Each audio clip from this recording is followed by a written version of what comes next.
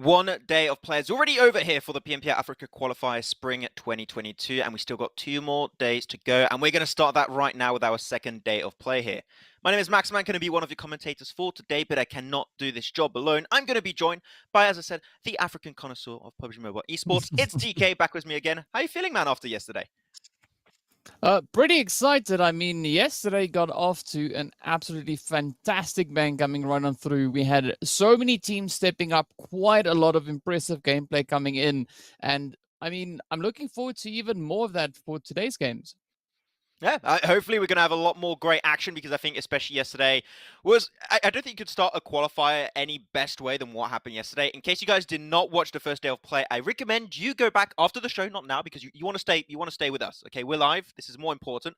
But you might want to go and check out some of the games that happened on that first day of play because we had some insane finishes. So you definitely do not want to miss out on those. And hopefully it's going to be the same today. We're going to have the same map schedule. We're going to have the same things happening for some of these teams. Of course, the team and group rotations is going to be a little bit different, so we might have some different altercations on, especially Sanhok and Miramar. Those are the 2 maps I'm really intrigued for today because it's going to be completely different from what was happening yesterday.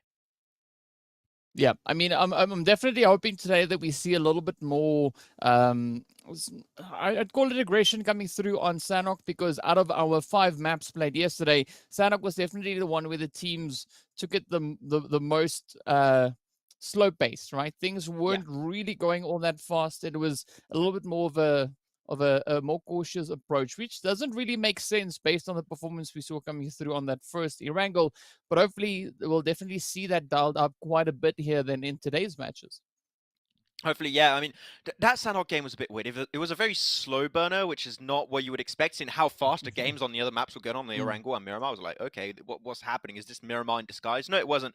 But it's fine. We'll see how teams are going to try and adapt and bring themselves a little bit higher up in the rankings today. And man, I cannot wait to get to the overall rankings because we've got so many things to break down. We're going to have that come up later on in this pre-show to break down exactly which teams dominated. But if we do a quick little recap of yesterday, just one team comes to mind, in my mind, at least, DK, right? It has to be the side of Team Umbra. Absolute, utter domination. They played 3 games, 2 of those resulting in a chicken dinner. Their 3rd game resulting in their 3rd place.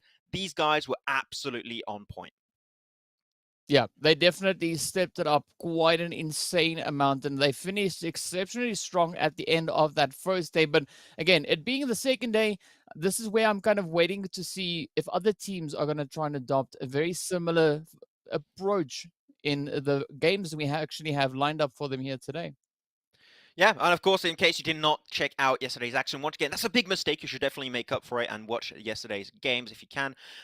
This is how the format goes for the tournament. We have a total of 24 teams for this qualifier, 4 days of play, actually resulting in 3 days of play. So technically, this is day 2 we'll go with still. And every day we're going to have 5 matches played. Every single team every day will play 3 to 4 matches, depending on which group they are and how their group rotation actually works out. And as we said already, right, DK, this is a tournament where out of the 24 teams, only 10 will be making their way to the very first PMPL Africa 2022 Spring to join the other 10 teams who already qualified through a multitude of ways. And I think especially we've got a few teams that are big names already in the PMPL Africa itself. So you need to have the big boys make it through this qualifier to have even a fighting chance to take it in the Africa PMPL. I'm getting confused with so many tournament names, but in the PMPL Africa itself. Yeah, I mean, and today is going to be one of those important days once again because if the teams didn't perform to their satisfaction yesterday, they have today to try and kind of bring a big change up onto the overall standings in their current position on the leaderboard. And we did see an absolutely fantastic performance coming through from the players there of MZR in our final match over on Erangel. I mean, we were talking about seeing them improve it, and they finished off with a beautiful chicken dinner coming in. So it is still within the realm of possibility, but the further we get through today's matches, the more difficult it will be for teams to gain any more additional points and make any drastic changes on the overall leaderboard.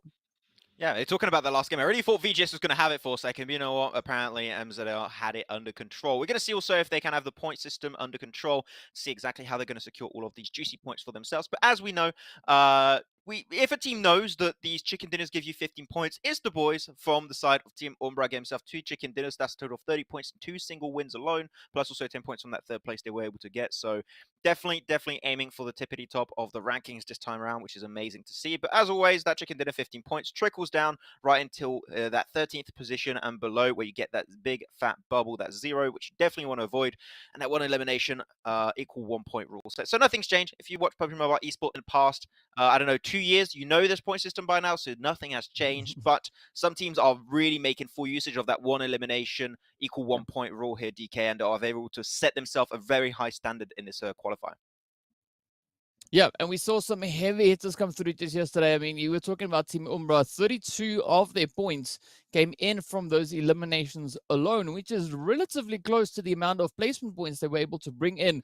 But we also see the players there from Grind Gaming. They also just played quite aggressively yesterday, and with that, they were able also to secure a really strong amount of those elim points. So, today it's still going to be open for the taking. We do have several teams that we know have the ability to be quite aggressive, but what it's also gonna come down to is kind of how they can work out those rotations to ensure that they stay up into those late phases. And speaking about the late phases, the pairings we have for the groups once again today will make for some really interesting gameplay as well.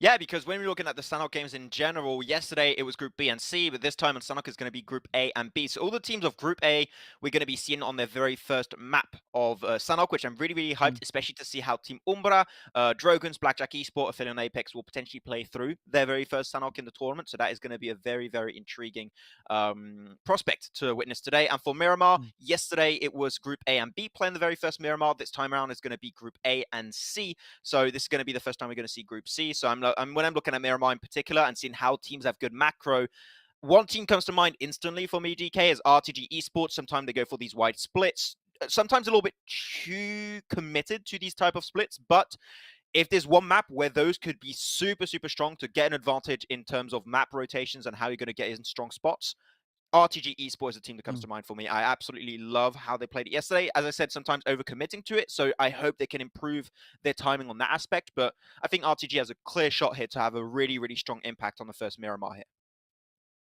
Yep, they definitely do have a absolutely fantastic opportunity. So, only time will tell what it is that they are going to be bringing to that table. But first up, we are, of course, going to be heading over onto Erangel now. Just yesterday's performances over on Erangel was actually quite surprising, right? We did not have a really insane zone making its way on. It was a relatively comfortable start for majority of the teams. But what I liked was just kind of the pacing that the teams brought in. I mean, they started off with some crazy momentum and kind of just kept that trend going through the remainder of the Erangel matches, which made for some devastating blows. I mean, yes, we did see the players there from the side of Umbra actually coming in with 2 chickens in yesterday's plays, but I mean, there's so many possibilities here, just depending on where that flight path goes, where that first initial zone appears. If the teams utilize all the information and the VOD reviews, which they should have done by now, we can actually see some really interesting and potentially upgrading strats coming through from these plays. Upgrades, people. Upgrades. We'll see if they can get it. But we're going to look at the overall rankings, and we're going to upgrade the show by getting our faces away. No, that was a little bit mean. You want to keep DK's face on the stream, maybe not mine.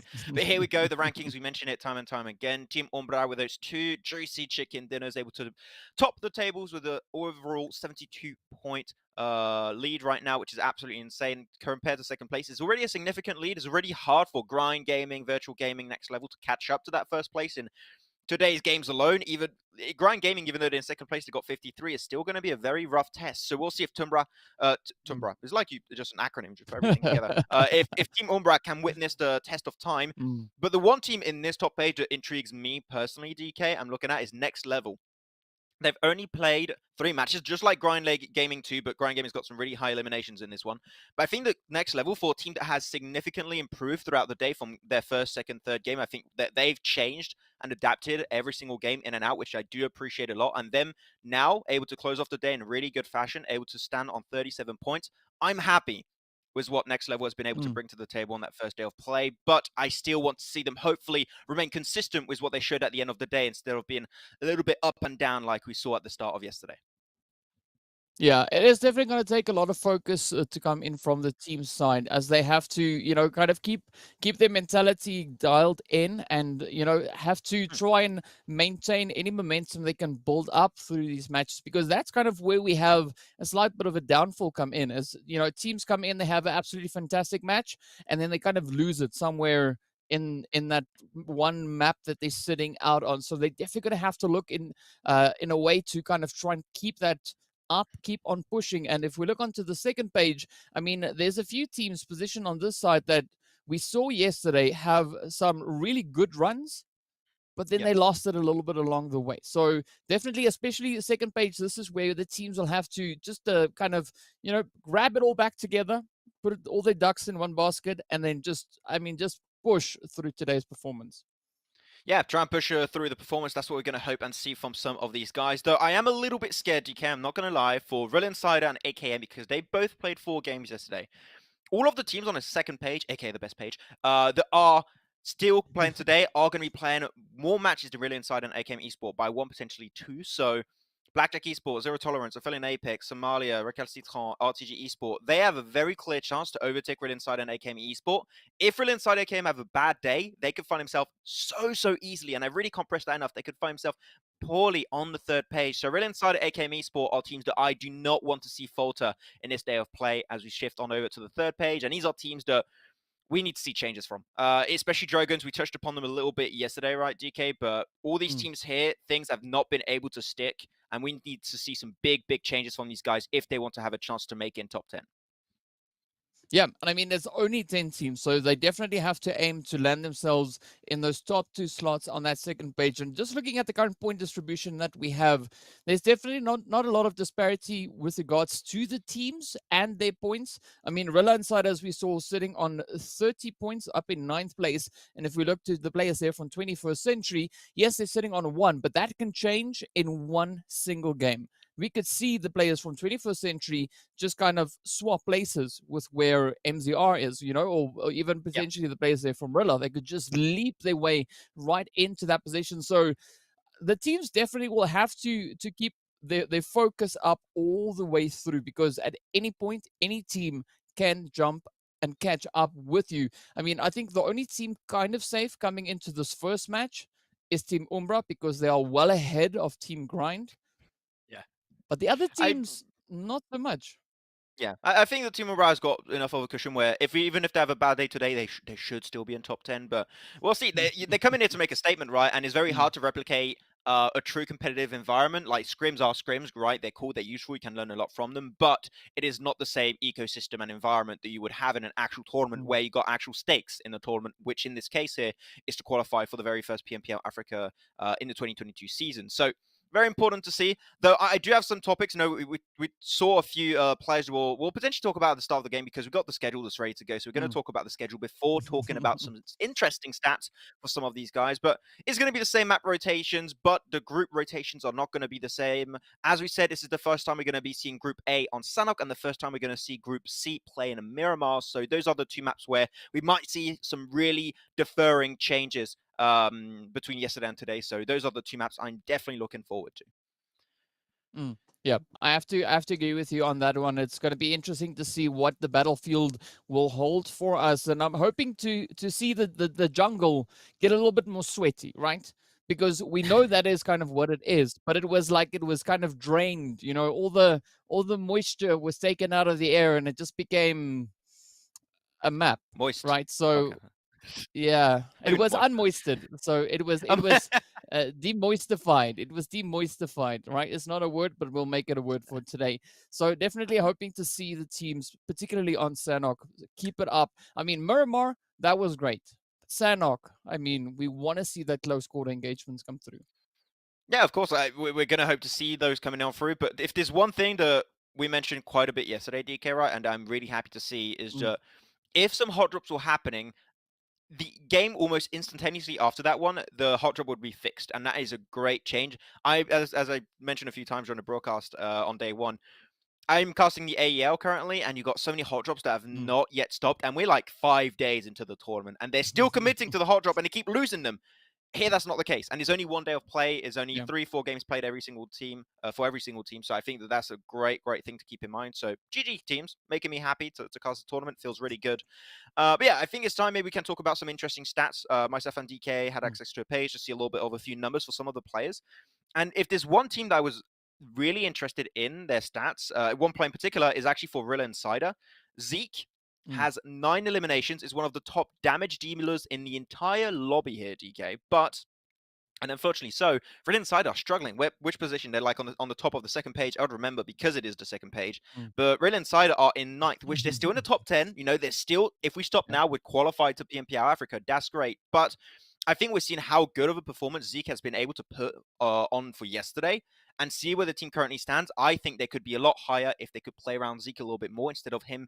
I'm not going to say solo carrying, but doing a lot of heavy lifting, at least in these games. So I would like to see a little bit more of a setup around Zeke because he's been doing great so far. I want to see more things from the rest of the team to assist Zeke. And if so, I think that a top 5 to be comfortable wouldn't be out of the question here.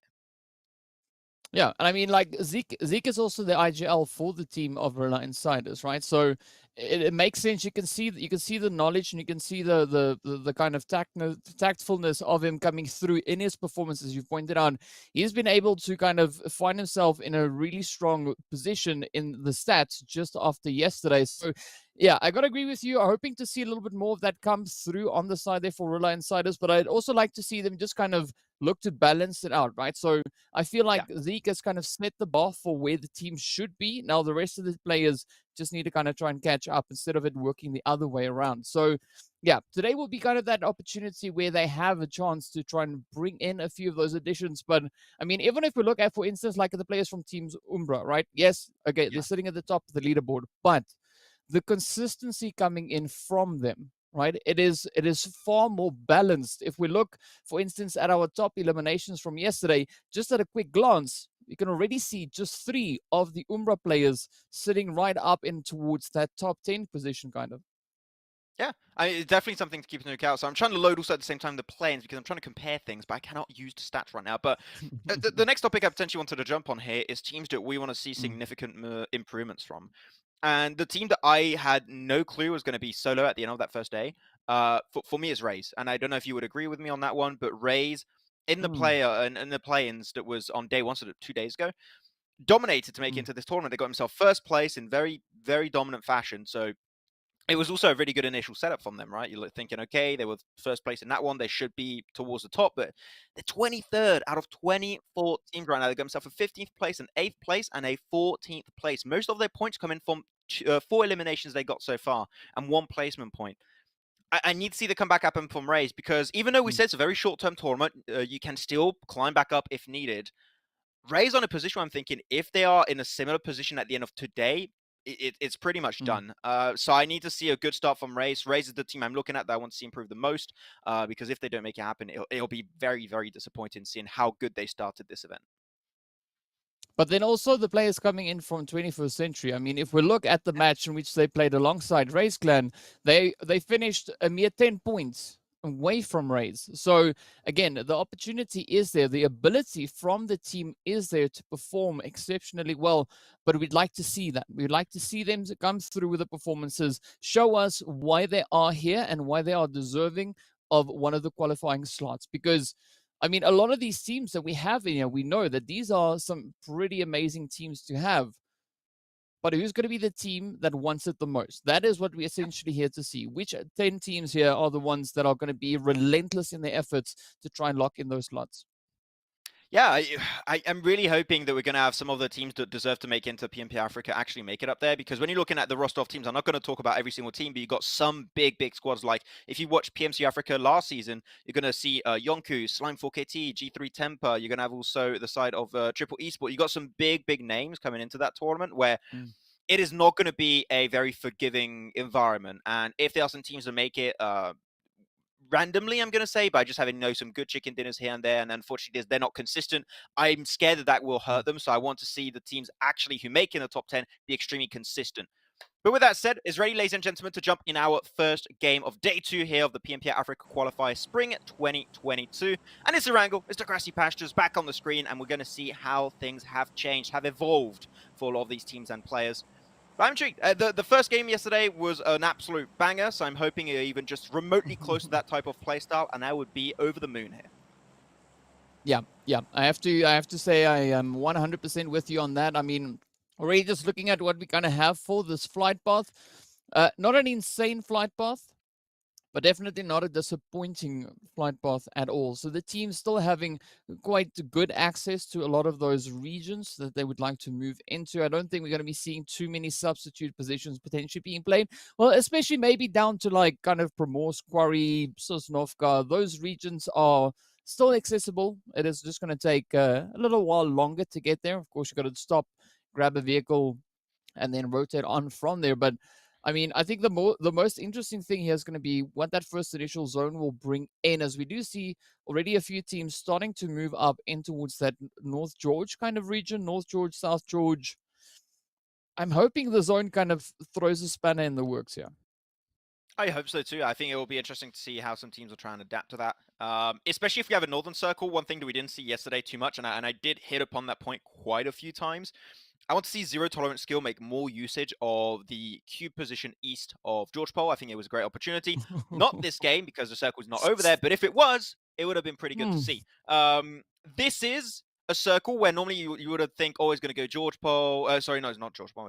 It's going to go mainland, or is it going to go Sovnovka military base? Sometimes you might think that one is more possible than the other. I would say this is almost a perfect 50-50 split. There's a lot of water, so there's a smaller chance it's going to, a little bit of a higher chance it's going to go north mainland, but it's down to an early gamble if teams want to make it, or you just stay next to the river, next to a boat to make a boatation or a cross happen. But that eastern bridge in particular, the cork effect, as I like to call it, it might happen here. Yeah, we could definitely see some really challenging plays coming through, particularly having the players here now from 21st, as well as the team here from Exodus, both deciding to kind of start their looting phase right here. It's interesting because they could try and capitalize on the opportunity of, the opposing team not really having much loot or armor to contend against any of those potential pushes coming through, but the same thing kind of works against them as well. But it's good to see. Whoa, yes, Andrew starting it off with a beautiful hit right there on towards Kunai. I mean, it's a smart play. They saw how fast Exodus were rotating. Like, they must be all civilian diluted, or didn't have time to loot at all. Picked up the cars right to move into Sovnovka Island to get to their drop location. They just got caught with their pants down here, DK, though. There's going to be another one. What is going on? You have no weapons. Why are you forced in the bush? And that's it. That's one, that's two, and that's going to be their third elimination already coming in. Wow. What the? Okay. Yep. That happened. Yes, that legit just happened. Like, it's the PUBG delivery service, Max. That's what it was. You know, if you're looking for elims, just put your order in. They'll come driving to you, like they delivered to you, to your doorstep almost. Well, in this case it was the bridge, but it happens. But yeah, I have no idea what the kind of plan was with that strategy there. I think we should turn this into a learning experience for the viewers at home and say why this was not good. This is because Exodus is not ready to commit to a secondary drop. That is as simple as I could put it. This circle was not great if you are a Sovnovka military-based team. You could rotate there if you wanted, but it's always better to go for a secondary, temporary drop location, loot up, then go for the rotation instead of trying to stretch your drop to make it to that principal drop-in location. And they learned it the hard way. It's very, very unfortunate for Exodus because they were in a good start after yesterday. They were in, 6th place with 33 points, but right behind them, there's MZR was 32, Masters was 32, Rila Insider was 30, 28 for AKM. These teams have a decent first game, like not even a good game, just an okay one with a few eliminations here and there, a few placement points. Exodus are out of the top 10 already, purely based off them not having a secondary drop location or not committing to one. So it's small things like that, but these things should not happen if you want to make it in PMPL Africa. Yeah, but I got to say, though, this was a great start, though, for the players there from 21st Century, because if we look back to their performance on Erangel with both these groups playing, they were the first team to get sent back. And, of course, the players from Exodus actually finished up in 6th place. So a beautiful turn on the tables coming in here. But the pressure's going to be on for Exodus here, particularly because I have one of their players still positioned, as we can see. Kunai now still holding on to that angle over on the military island, sorry, Kuma. And I'm not quite sure what the kind of idea here is, because we do have the players from Raze hot on his heels. I don't know what I'm watching right now. Goes into the water. Fair enough, I guess. Yeah. You know, something weird's happening when even the casters have nothing to say, and it's our job to speak, but I'm like, I do not know what or why this is happening.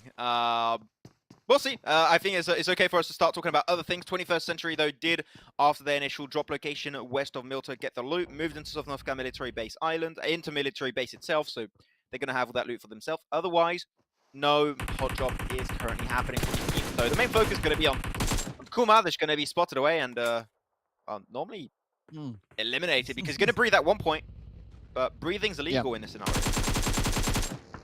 There you go. Yes, especially if Kato is Kato and the Beast are positioned on the edge of the cliff. They're going to be keeping a very watchful eye, waiting for you to try and surface at some point in the near foreseeable future. And unfortunately, yes, that is going to be one player down, but a really bumpy start for Exodus. We did see them, of course, now rotating back on towards the mainland using that western bridge.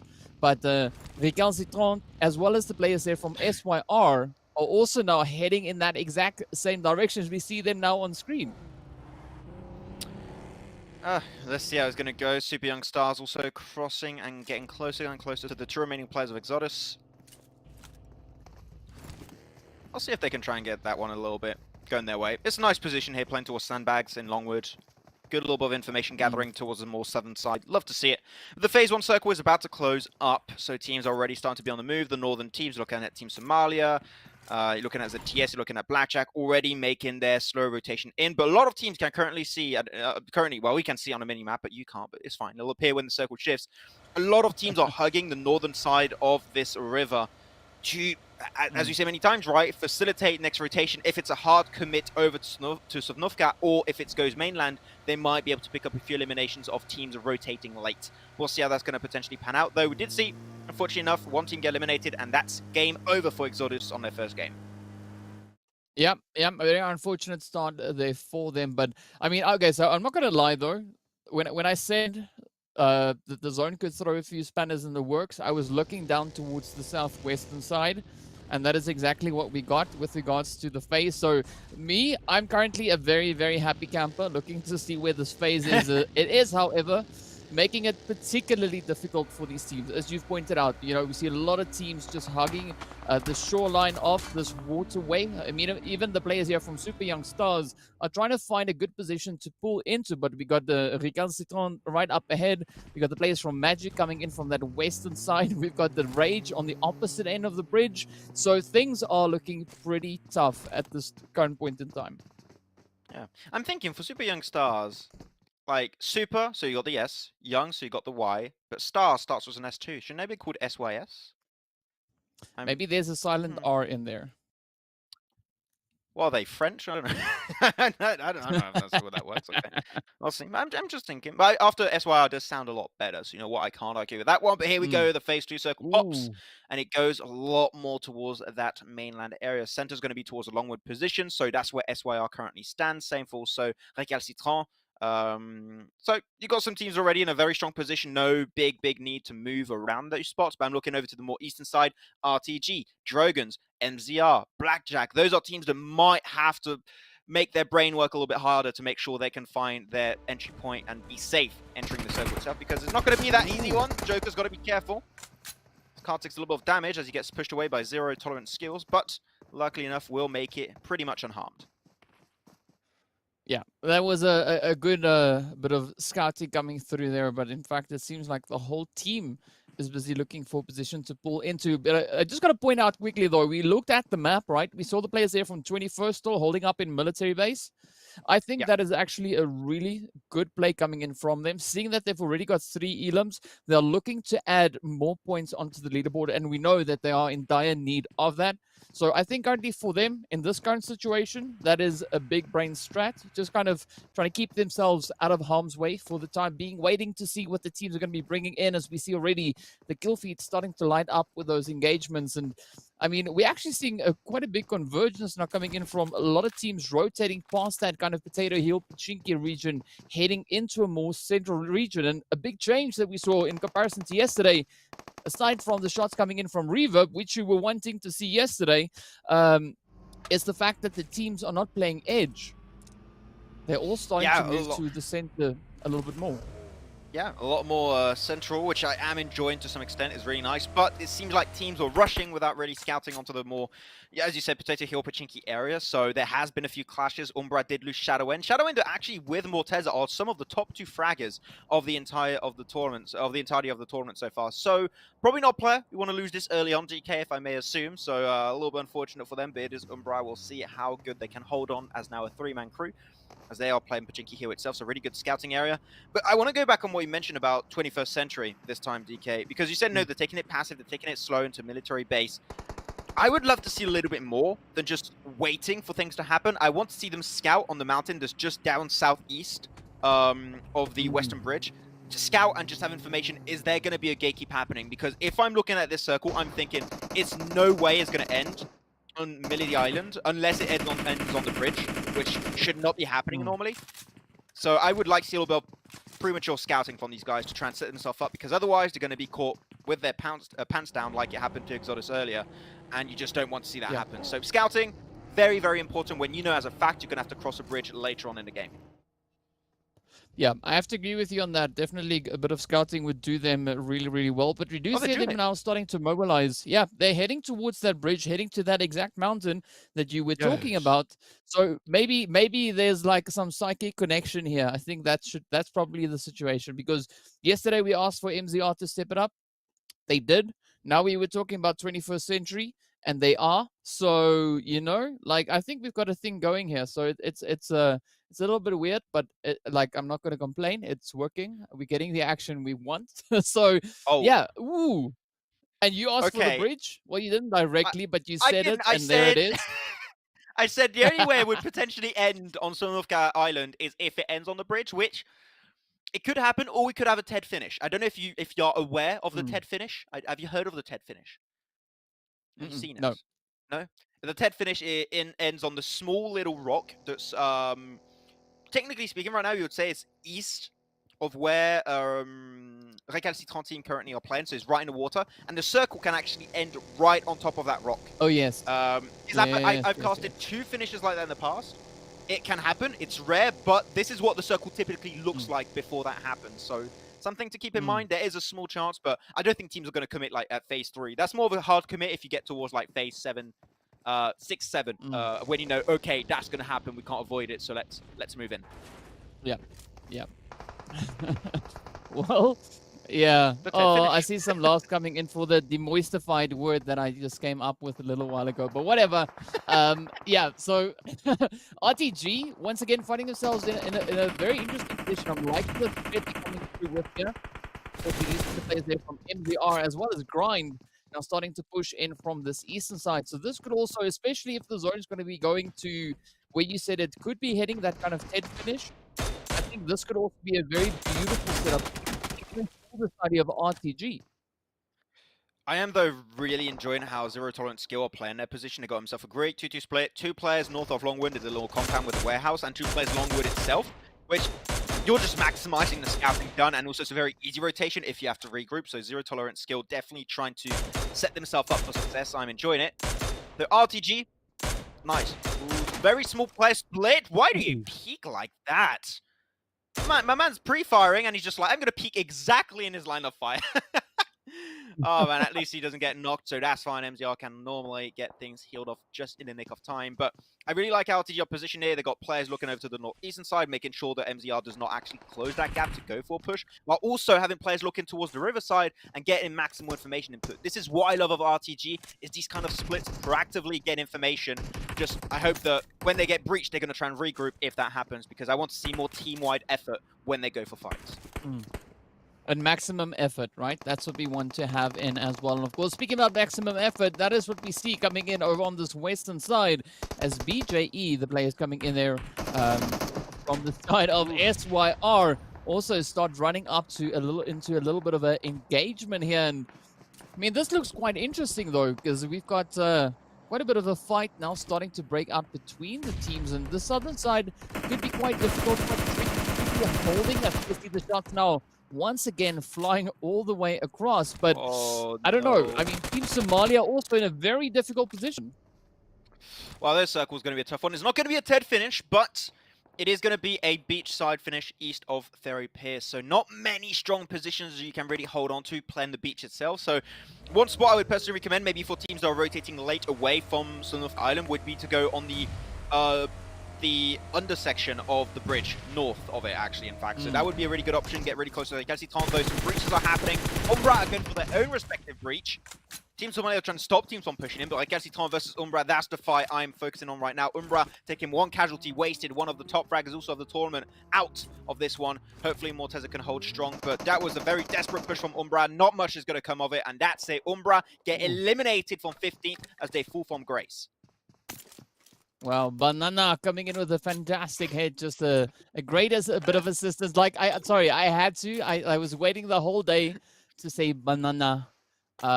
But yeah, Stark also bringing in some really good contributions there. And it's actually quite surprising because, well, not really surprising, because we do see Banana actually coming into today being the leading player with regards to those elims, sitting on 7 collectively out of the performance just from yesterday. I'm such a kid. I don't know whether it's just a word, and it's so yeah. I don't know if I find it funny. It's the minions. That's what it is. For me. That's what it is. Jason's watching this, and he's like, "Yeah, we're gonna replace Max, man. He can't, he's not professional. He loves that player names. Like, come on, what is this guy? Who's this dude? Oh my God. We'll see. Third teams now, as we said, the Sanhok rush. Teams are going to have to move away. The bridge, I would say, there's a big chance it's not going to be a very viable option. A lot of teams are looking towards that bridge location, especially Recalcitrant. We saw how good and how stable a team they were after getting breached upon by Umbra. So they have a clear chance of making a really, really big impact in this game. As Kage is going to push up for Aphelion Apex. Got himself a DBS in hand, which you love to see. Checking out the bunker. Beast hasn't made any audio cues right now. He got shot from a distance, so he's going to feel comfortable, and he's going to get pushed up on the side, and that's it. The Beast has a surprise factor. If you want to hide again, flushes it out. Maybe a little bit greedy there for a second, but you know what? He did not get punished by the other players of Aphelion Apex, as now they're getting decimated one by one. Only 2 more players remain for Aphelion Apex. Nades are now coming in, but the circle's about to move away. There's that time factor. Do you want to take this fight? Is it worth it? Or do you want to leave it and try and already initiate that river cross section that's going to be having to happen at some point?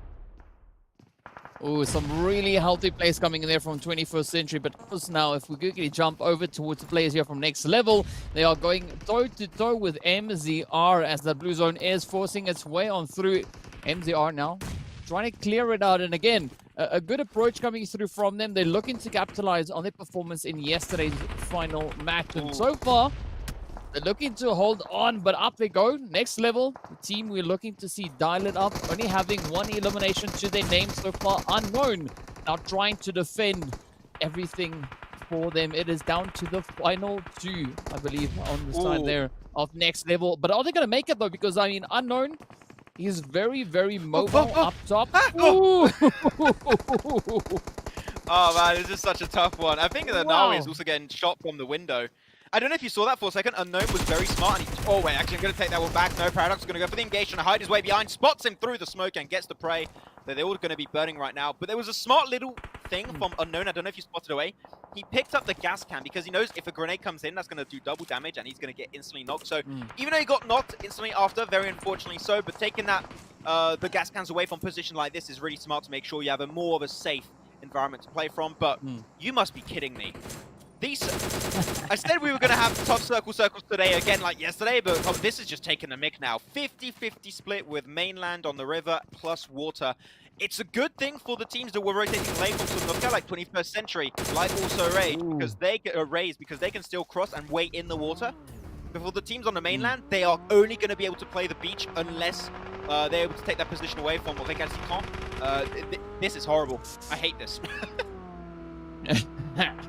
Well, Recalcitrant having a really good position here. I mean, they've got control of the compounds positioned in zone. We do see the players here from 21st now also trying to make a bit of a swim across. Nothing wrong with that approach. And even MZR hopping straight down into the drink. We got players here from BJE holding on to the coastline. Magic holding on to one of the compounds as well. But one of the most difficult positions I think that we could be seeing played is actually what RTG is doing now is they actually rushing in on Recalcitrant. And so far it seems like they're actually capable of pushing them out of that compound. Yeah, that's going to be at least the attempt for them to push them out.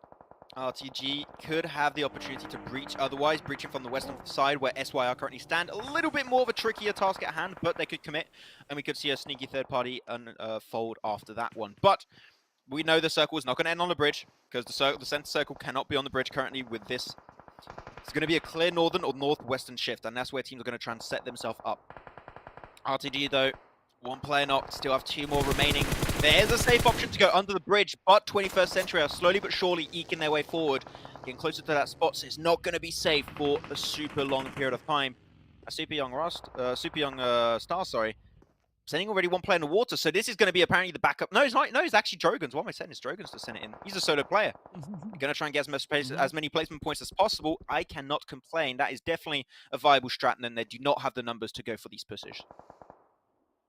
Yeah, I mean, it's a worthwhile approach to be taking, but looking at what's happening down in the water, MZR, Team Somalia, oh, really tough positions to be in. Meanwhile, SYR, Super Young Stars are going to be looking to capitalize on their position up in towards the north. Black Drag now coming under severe fire as we see Cronboy just picking up those angles. I mean, this zone is going all over the place, and half of the zone is water. We got, well, pretty much half the teams already down in the drink itself.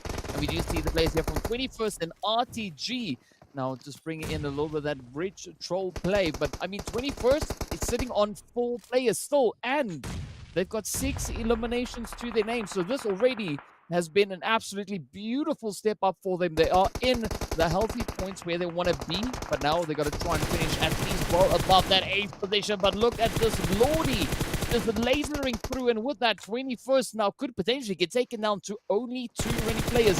They're not able to... Ooh. What? That was beautiful.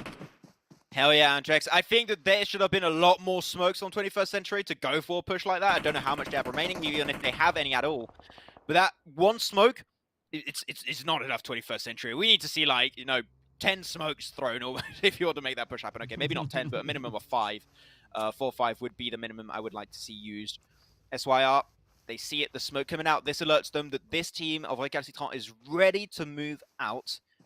How they're going to pull off the rotation, though, that we do not know just yet. It is many options for them, while Super Young Stars were able to leapfrog their position, get himself over to a little bit of a lip of the hill, which gives them some good coverage if needed. But Stark, already in the buggy, be careful how he's going to approach it. We'll see. Things are now going to calm down a little bit, waiting for the circle to close up, which it is now. A lot of teams like 21st Century have that little bit of urgency. They need to push, but they're showing their back now over to Recalcitrant. As he strikes, that's one. Going for the second, right in the smoke below. Osnar is going to be inside the water. This is the tough one because Recalcitrant right now, even though they should move themselves, they're making sure no other team can come in from the western side. Oh, it is going to be crazy as we can see everyone now just trying to push, trying to get into a decent setup. I mean, 21st still in a very exposed position. Nero now just getting down as we do see Banana coming in with yet another beautiful hit. 7 elims, but look at this, 21st sitting on 10. So many players out in the drink. They are not really going to be able to pull this one off point that easily, but we do see the players there from the Super Young Stars also now just holding on to their position on the mainland. Does seem like a BJE Lelouch is also positioned on that far western side, just narrowly, barely hanging on to the last bit of dry ground. But up comes the bombardment as Banana sends them on out, just peeling away the players from 21st, and with that, Banana clean sweeps. I had to quickly pull back the words there, but Banana, yes, that was a beautiful, beautiful play coming in. For everyone watching this, I am so sorry. I personally apologize, okay? I do not know what the level of this casting is. We know what, we're having fun. Hopefully you guys are enjoying it too. But here we go, finishing moments here for Super Young Stars as they're pushing in, but a lot of teams still committed in the water. But finally we have a quote-unquote normal circle rotation where it goes over to the mainland. So most water's been taken out of the equation. So now if you can start creating yourself makeshift defensive positions with these cards, which is what Recalcitrant are trying to do with this buggy. If they can move it a little bit closer inside the circle, that would be even better. But Super Young Stars are in a similar situation where they are, I believe, on the verge of the circle, but if they have cars to play around to defend themselves from, that could be the game-winning setup for them. So a lot of things need to be taken into account right now. But Edward of Recalcitrant being so low next to the water could give him so many ample opportunity to strike and get kills in the water. That could be the money spot right there for Recalcitrant, I gotta say though. But it's all gonna come down to how these teams that are trying to leave the water are gonna try and kind of pull that rotation off. As we know, the only kind of safe spot to still remain in the water is right here alongside the drop, where we do see Sanhok now just getting ready to push on forward. MG, however, now does get down, and with that, Blackjack gets straight away 5 teams remain. Edward gets spotted out. So we still have so many teams just trying to ride out that water. As we can see, we've got MZR as well as players there from Raze. But this is a really dominating play coming in from both the Super Young Stars as well as Recalcitrant. Okay, teams are stepping up. Always good to Recalcitrant with now eliminations themselves. But Raze, we said we wanted to see a good start from them today. They were 23rd at the start of the day. Now they at least make it into a top 5. They get eliminated now, unfortunately enough, but still a top 5 position. That's going to help them reduce that gap that they had against themselves yesterday.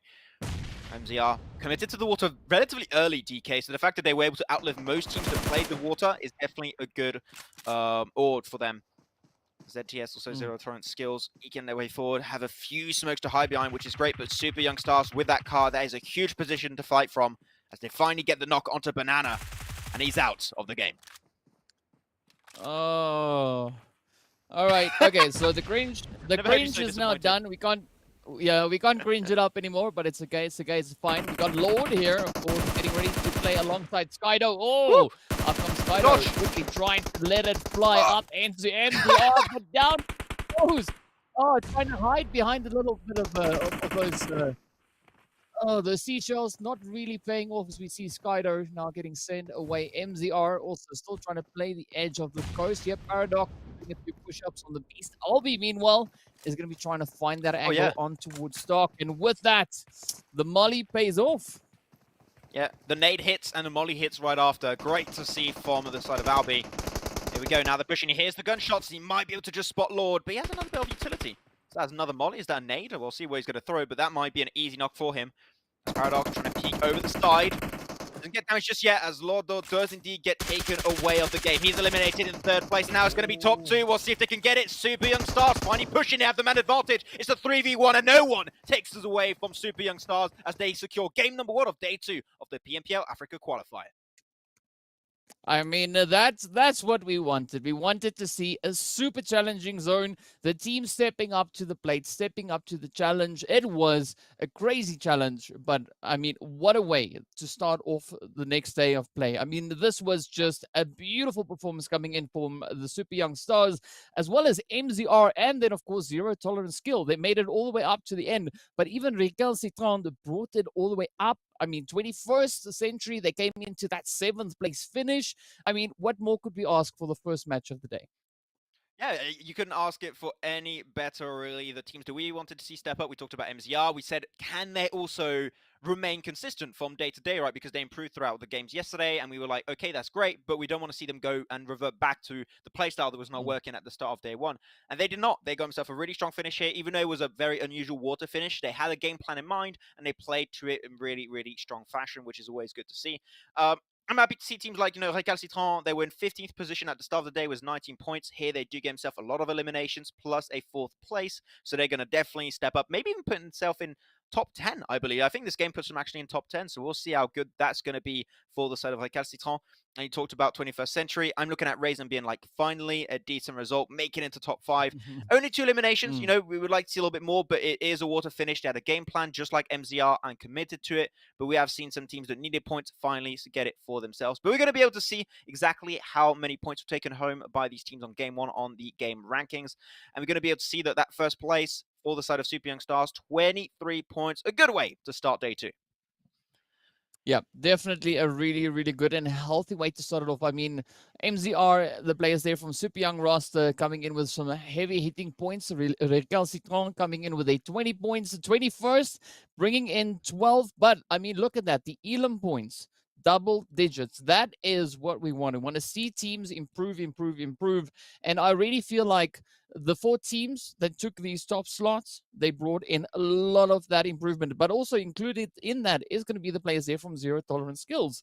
Again, also yesterday, a good performance, but not the best we've seen. And this is a good start for them coming into the next day. But as we continue a little bit further down the list, we do see the players there from Blackjack Esports managing to still bring in those 10 points. They're also going to be trying to get back up into that top 10. We got the players there from the Race Clan, as you've pointed out. RTG, they had a few interesting strats. I mean, we did see them, of course, trying to challenge the players there from Recalcitrant coming towards that bridge. But unfortunately, it didn't really work out all too successfully for them. Yeah, it was very unfortunate. There was a clear chance, but taking that fight was going to be a tough one. So, nice attempts, but unfortunately, no cigar this time around. Onto the second page, though, we're going to see teams that have not been able to really get the points we wanted. Exodus, not their team logo, but we want to see some changes on their drop locations if the playing path is not favoring those type of drops. Same for the side of Team Umbra this time around here. Actually, no, wait. Oh, I was looking at next level. I was like, wait a second, what's going on? But yeah, the side of next level, in a very similar fashion, did lose 2 players very early on that Eastern Bridge. So in very similar fashion to the likes of Exodus, maybe you want to make sure you can change things around a little bit. It would be good. But otherwise, I'm happy. You know, we had some teams that maybe did struggle a little bit at the start. It was a little bit weird with that playing path and the Eastern Bridge. But other than that, we saw them teams finally rise up to the occasion. And there's no better way to really start off day 2 here. And hopefully now the teams that had a good game on this one, I would say, DK, we want to see them build upon that, build some momentum to get even more points after this first game. Yeah, 100% agree with you on that. And I mean, again, a strong start to first match. But now my question comes in is, will we see this carry through onto Sanhok? Because that is what I'm sincerely hoping for. So far, we've been having pretty good luck today, asking for things and we get them. So let's ask for an absolutely beautiful Sanhok to come through. Well, you know what? Sanhok is going to be our next map, so we'll be back right after this break for some good, moist Sanhok action.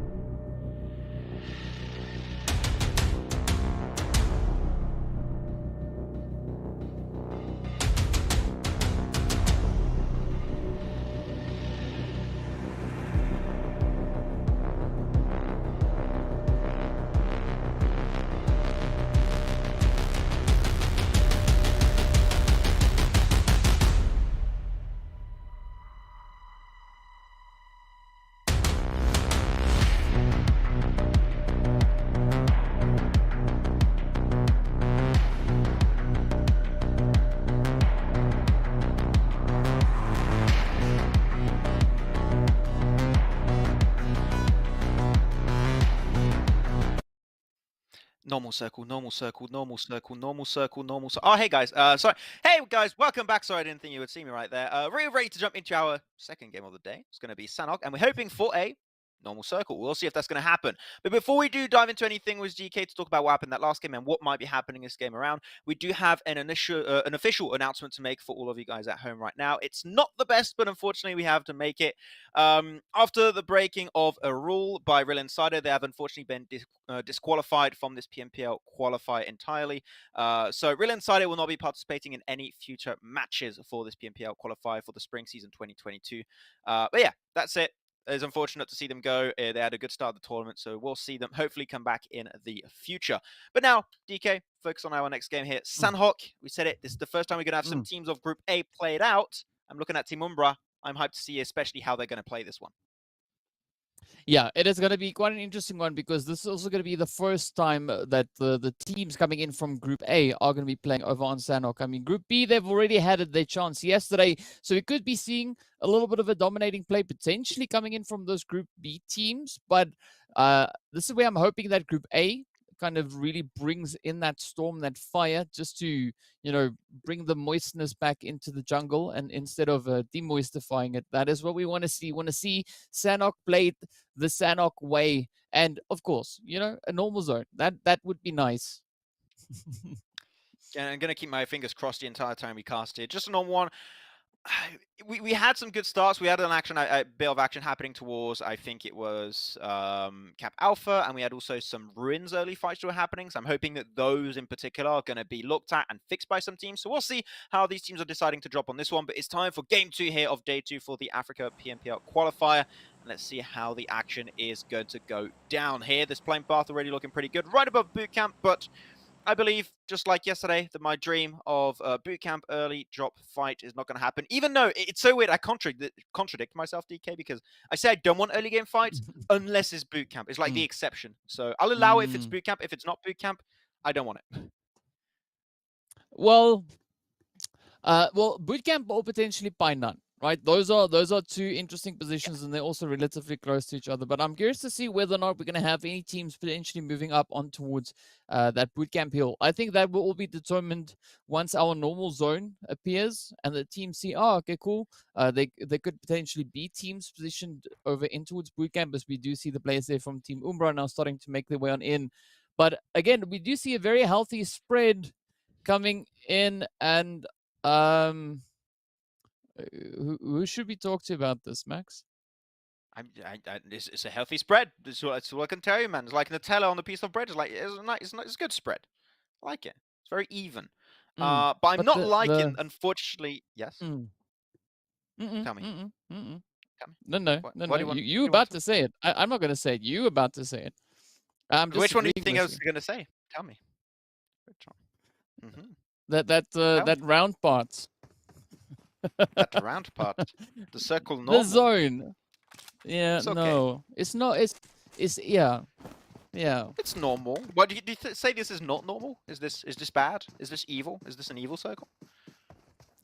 I don't know. The reason why I'm okay with this is because typically when I see these circles, they get fixed on phase 2. And the water gets taken out. So I'm not against it. I don't hate it. It's okay. I was going to talk not about the circle, unfortunately. So no, I was not 10,000 IQ and thinking the same thing as you. I would have loved to, but apparently we're not as in sync as we thought. So it's very unfortunate. But I was looking at Aphelion Apex position, and there's a team in Ruins currently. No, now Aphelion Apex typically rotate in this position, in the past at least. I'm scared of something maybe happening between Aphelion Apex and Magic, especially in favor of Aphelion Apex, seeing where the circles go in. They're going to have to move around Ruins. So I'm just hoping Magic, they loot and they move early to make sure no team has the time to set up a little bit of a camp in that situation to stop them from moving away from Ruins. That's the one question mark I have right now. But otherwise, yeah, this circle, teams shouldn't normally struggle an insane amount unless the phase 2, phase 3 keep going towards the water like last game. Then yes, that will be a very bad circle. I'll give you that much, DK. Yeah, like I mean, like from our perspective, the zone's fine, right? It's fine. Okay. Like for the teams, I don't think they are too happy with that. But of course, northern zones bring with it Quite a few interesting plays. Of course, we do see that zone, up towards Tatmok rather, Cow. We got Mong Nai, Paradise is in play, which we also don't see all too often, but we definitely have quite a few teams already positioned within that region. We've got Lag there, we've got the players from Virtual Gaming as well. And then Umbra and of course AKM, just a little bit further down towards that southern side. So things could still go towards the up and up here. We could see some interesting plays through coming in, but I'm definitely hoping that it does kind of rectify itself in the next phase shift, as you said, right? Yeah. So everything kind of evens out a little bit more. That's what we're going to be hoping for, at least, well, what I'm going to be hoping for. Yeah, that's the thing. This circle has potential to worsen over time. Of course, it's all going to depend on the RNG side of things and see how it's going to go. For me, a bad circle on phase 1 on this map is when you have most islands with an even like 33% split. So you would have the northwestern island, the southwestern island, and the mainland over on the east, all in play. And then that's when teams are like, what's the play? What's the commitment? You have a lot of RNG taken into account. It makes it very complicated. It's not impossible to deal with it. I mean, a lot of teams, especially the teams from China, learn to deal with these circle shifts very, very effectively. But, you know, it's always that question mark of where's it going to go? You don't know. It's a bit trickier to set up. But this one, I think teams should be okay. If it doesn't shift towards the water, I'm going to cross my fingers again because I do not want to jinx it. We'll see. Though, we had this... It was not the same teams. I don't believe it was SO that was there last time, but Team Unique dropped in the same location. Maybe thought we should maybe be free this time, but they got hunted away. They're going for the wide rotate over to the west, so making sure they don't lose a player like they did yesterday. Yeah, this is definitely an interesting play coming through from them. I almost didn't spot this on the map because both teams have very similar colors, so Unique almost kind of blended in with the background there for a quick brief moment. But yeah, this could be an interesting approach, definitely coming in from the side of Unique as they are sweeping in behind the players here from Seems Outplayed. I'm not quite sure whether or not Seems Outplayed are pretty sure about, someone coming in behind them. But yeah, hopefully they'll be keeping their eyes open as we do see them now trying to cross over on towards that main island. But we also have a few engagements coming through. That was, of course, all the way down to the far southern side where I think... the players here from the side of Masters have had a few things happen on their side. Fortunately, it was not one of the opposing teams doing that, but also now looking at their current position, they do have quite a bit of ground to cover. And you were talking about Aphelion Apex a little while back, right? But they now find themselves still positioned on that coastline over towards the far western side, but there's no one for the time being in the vicinity. Magicians have meanwhile rotated up right onto the edge of zone, actually coming in right behind the DROGONS. This is a situation when looking at Aphelion Apex, and most of the time when I see teams move towards Nakam, Same position and moving away from the circle because they initially dropped Tambang/Ruins split, it means they're going to go for rotation. 99% of the time, that is what it means when I see a team go in this exact location. We're seeing Blessing going on that exact coastline, looking for a boat spawn. Hopefully, they've been lucky enough on the boat spawn where they actually have one. Hopefully, 2. 2 is the best number to go for rotation because you're going to go from the complete opposite side of the map to the other side of the map. So they're going to have to make that rotation happen relatively soon because they're going to be in phase 1 circle, so you want to make sure that you do not suffer too much damage because otherwise, if one team's on the coastal line up north, and there might be a few, so you know how this phase circle 1 went, there's a small little chance that you're going to get shot at, and if you lose that, no chance to heal up in the water. It's going to be tricky. Those Seems Outplayed. It's fine to contain the shots. Not really in a too bad a spot because they've already made the cross happen. The hardest part has been done, so Team Unique don't have a chance to really... Sure, if they get knocked, that's great, but confirming that elimination would be almost mission impossible. Yeah, but fortunately, both teams are relatively secure within that zone, and both teams have a good amount of hard cover to utilize here. But I'm liking that strategy coming in from Seems Outplayed because they took the initiative to push across over the water, take up that angle in anticipation of any potential team rotating up behind them. And this is what we see now come to fruition is they perched up and just slowly tapping away at Unique. But ideally here, I'd probably prefer Unique maybe to try and rotate down to that trifecta kind of region because that could be an easy crossing for them, unless of course they're going to be waiting around to see whether or not the players here from Seems Outplayed could lose interest and decide to rather relocate a little bit more in towards the zone itself. Yeah, we are seeing Masters currently committing to their rotation from Bantai, so that should be a pretty efficient one. There's not too many teams towards Lakawi / Camp Bravo, so that should be a very straightforward situation for them to take under control. I'm still not seeing Aphelion Apex go for the rotation. They're going more into Summit itself, so I think they've given up. Maybe they didn't find a boat spawn, which seems very unlikely. They're normally very common towards that position, so I don't know. We'll see what the game plan is and how they're going to play around that at some point in time. Though we're about to go into phase 2, and this is the one where we said it, DK, it could go fine or it could go bad. I mean, really bad if we're not lucky. And I think that our luck in circles in the past 2 days has not been the best. I mean, it's been good for us and the viewers because these have been hilarious to watch, but to play, I think it's a little bit of a different ball game for the players. So they must be sweating bullets right now. And please, not again. Hopefully, this is going to center up towards the likes of maybe Paradise Resort, positions like that. But even then, if it does finish towards Paradise Resort, that's the type of circle where a lot of teams tend to die to blue. So a lot of things that could go wrong, as I said. So we'll see where it's going to center. And you know what? It's not that bad. A lot of water taken out of the equation. The river's not in play. The northwestern island is not in play. The north side of Quarry is not in play.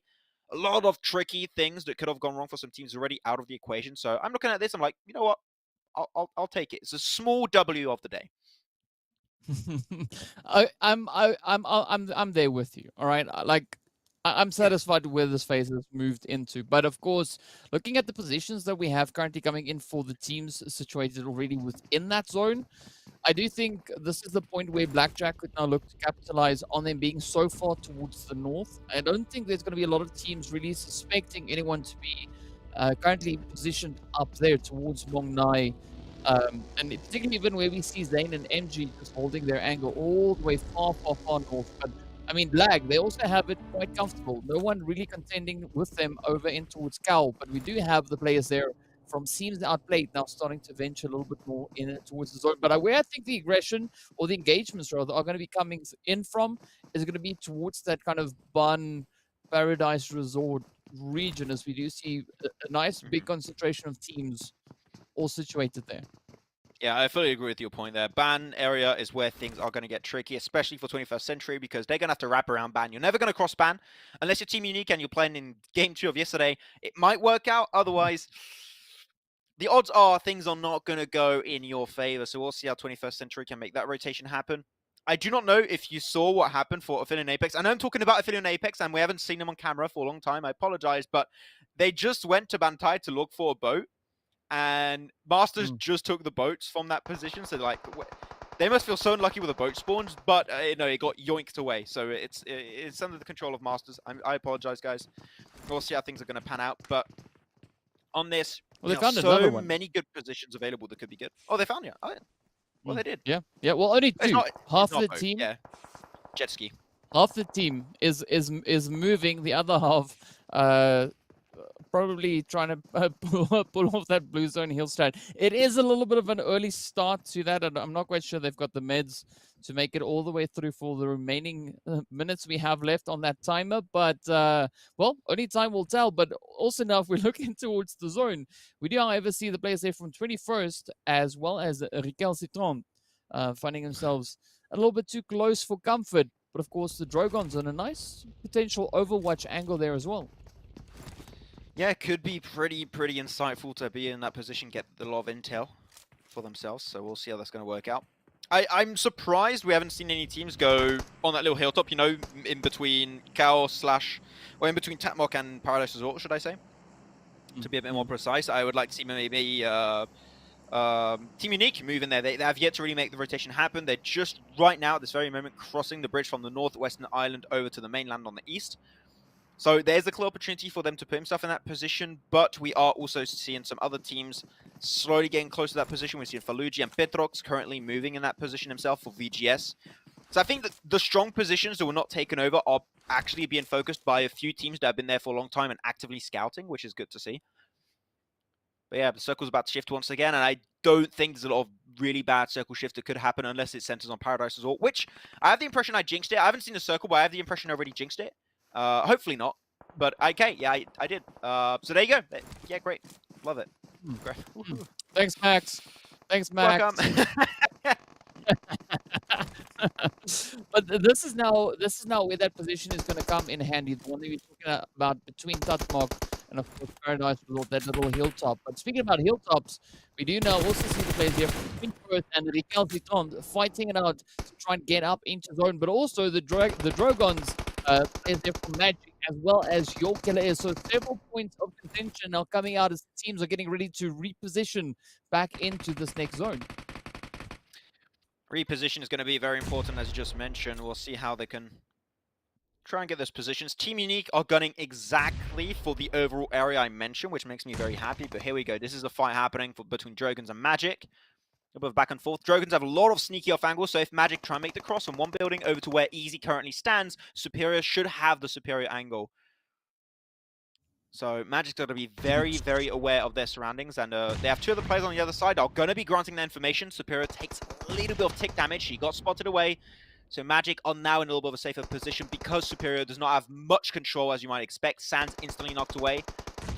And now they have a man advantage. I want to see an aggressive push from Magic happen at some point because they've been a very passive team so far, right, DK? I want to see a big fight going their way and them looking dominant.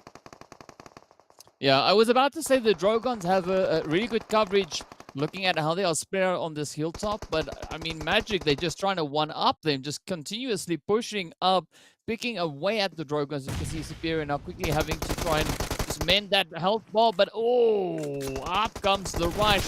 As we do see Teeth now coming into the fantastic head Matrix rather, with a quick response, but up comes the third party. Hits 21st coming in with a beautiful sweep on that northern side, and they're now looking to gatekeep Magic and the DROGONS. I mean, nothing's really stopping 21st Century. Recalcitrant, you mentioned it earlier, right, DK, that they were the main threat, and that might be a fight that would happen later on between 21st Century and Recalcitrant. It didn't happen, though. Easy going to get pushed up, tries to peek outside of the door. Trey goes wide. Easy goes through the window. He could be almost underneath the building if he wants. Nice little drop shot. He's only getting one, not able to get the 1v2 trade. Drogon now with Matrix. There you go. You want to see it. You want to use that under section of the building, which Matrix also tried to get a bit of damage done. Did get some damage done actually on one side, but the Blue Zone is now going to engulf them in their grasp. Decides to push it. Feet on the other side, trying to stop Matrix. We still makes it inside the building. Can he win the trade-off? He does. He only has four more bandages, so he's got to be careful with his health. He's on limited supply right now, DK, so he needs to win this fight quickly and swiftly. Yeah, and of course, up comes the last remaining play for the side of Magic. Oh! Wow! Matrix swallowed the wrong pull coming into today. I'm not quite sure whether or not he took the blue or the red pull, but that was just... I think he took the red one instead of the blue one, because the blue one would have helped him with the blue zone. But what a play that was for Magic. I mean, that hit that we saw just then come in from Tease, that was the finishing blow into the side there of Matrix. And I mean, that was just absolutely fantastic for them. A great opportunistic play. But unfortunately, we do see the players there for Magic now starting to dwindle, as well as they are now down to, I believe, their last remaining hopeful, which is going to be Tease. But 21st also still holding up their kind of gatekeep position. They're not going to be letting that opportunity go by just yet. I don't know why. The first time I saw Tease, I think I called him Feet. I don't know why. I inversed the letters. I was like, Feet. I was like, no, that's probably wrong. And it is. I was wrong indeed, so don't have it. The circle, though, did move drastically to Northwest Paradise Resort. A few teams already in really strong positions. I'm looking at, especially Team Unique, in a very, very strong compound, which I do heavily appreciate. SO also in a very similar spot. Though now teams need to be careful of Paradise Resort, and especially the areas around Paradise Resort. This is a circle where a lot of teams tend to go down because of the blue zone, so you've got to keep that in mind and how you move. Fight's happening. I guess Tom tried to go for the push. 3 players instantly swiped away from the leaderboard. Only Banana remains, and he's making things work out. He's ripe. He's ready to go for the fight. 1v2 still available. A pre-fight with the UMP 2015 bullets now going to be available. Doesn't quite get the knock, but that's fine. You want to stop that rest from happening. Gets to the tree. Does get another one. If you can get the first aid, that would be perfect. That could be the clutch comeback from Recalcitrant, taking that fight onto AKM. Well, I mean, this is just nail-biting stuff, but up comes Banana looking to close it up. He wants to get that squad wipe in on AKM. I mean, so far, Banana just holding up absolutely fantastically, but up comes the rush. Oh! Yeah, that's a tough one. You probably don't want to peek on that position because you do not know what is happening west of this building. A little bit of a tough one. Your killer is still having himself 2 players in this game, so they're going to maybe try and get a sneaky push upon the players of AKM. AKM may be able to get back as a 4-man, which I think is possible, but this blue zone is starting to tickle a little bit too much. Luckily enough, you're not phase 5. Phase 5 when you can't really res in the blue anymore, but phase 4 can make it happen. But Rio, unfortunately, it is too late for you, my friend. He's going to be the first to go down for AKM. Yeah, I mean, that was a really valiant effort coming through, but, you know, unfortunately, it is going to be the way it is for now. Still 13 teams remaining, moving up into this 5th phase. As you can see, the blue zone now trying to close up this 4th, and, I mean, there's definitely not a lot of space left, but I do think once the zone pops, we're going to know exactly where everyone could be going, and fortunately, it moves away from Paradise, because I do think that Paradise position would have been absolutely insane to play. With that, of course, Masters are going to be sent on back, and now we do see players there from Seems, Outplayed, and Unique actually finding themselves beautifully set up, while the carnage now continues just on Paradise Resort. Just a little update onto Aphelion Apex. Cargate currently has 19 first aid kits. And teams have started to go down. I believe that in the next 1 to 2 minutes, a lot of teams, potentially even half of the teams, are going to be eliminated because this circle shift is a drastic one. Most coverage has been taken away, except for the side of SO Team Unique and even maybe Blackjack Esports. So we'll see how the team going to push in. That could be a super, super worth it early heal off for the team of Aphelion Apex. We'll see. As now AKM finally able to push out. As you said, lost 1 player earlier, so down to a 3-man.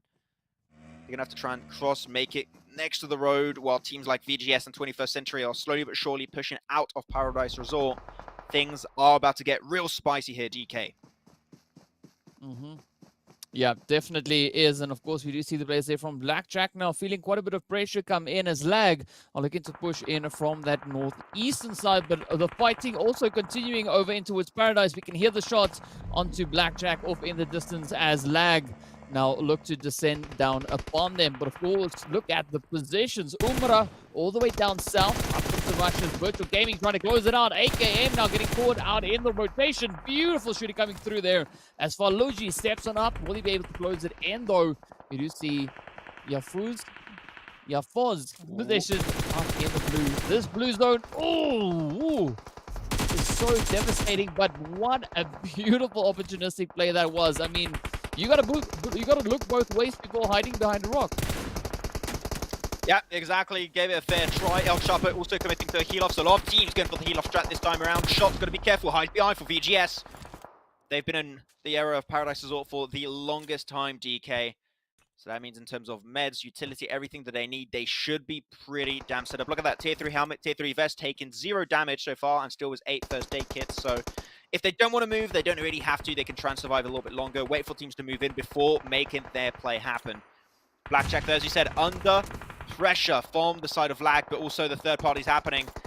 They're going to be struck hard by Team Unique. So Zane, final player still alive for the team, is going to have a real rough time to make it worth their time.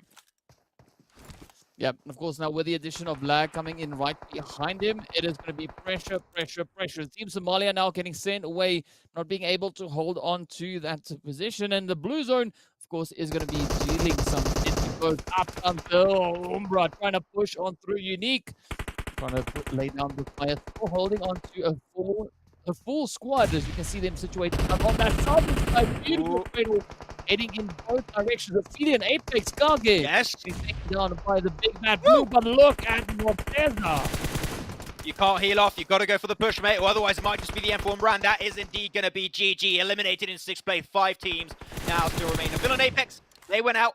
Could still VGS. Zeus coming in from the backside. Had 8 first aid kits, as we saw from earlier. And might be able to get a sneaky backstab onto the likes of Team Lag and even maybe Blackjack Esports. It seems outplayed. That was the early rotation away from the northwestern island of Hattin. And now they just got most control, but unfortunately, teams are pushing from multiple directions. They don't have full defense, full coverage.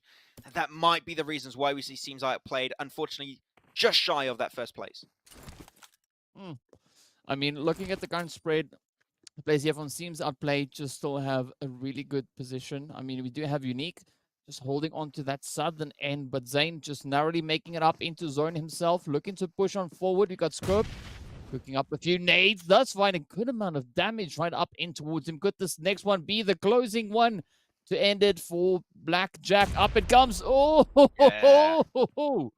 Down he goes, down to 3 we are, and of course it is going to be a 4v2v1 in favor of the players coming in here from Teams Outplayed, but up comes the shots, the knocks continue to fly. Fantasy are trying to creep on in, but down he goes. The two teams that dropped hat in are still alive and will remain fighting for that first place.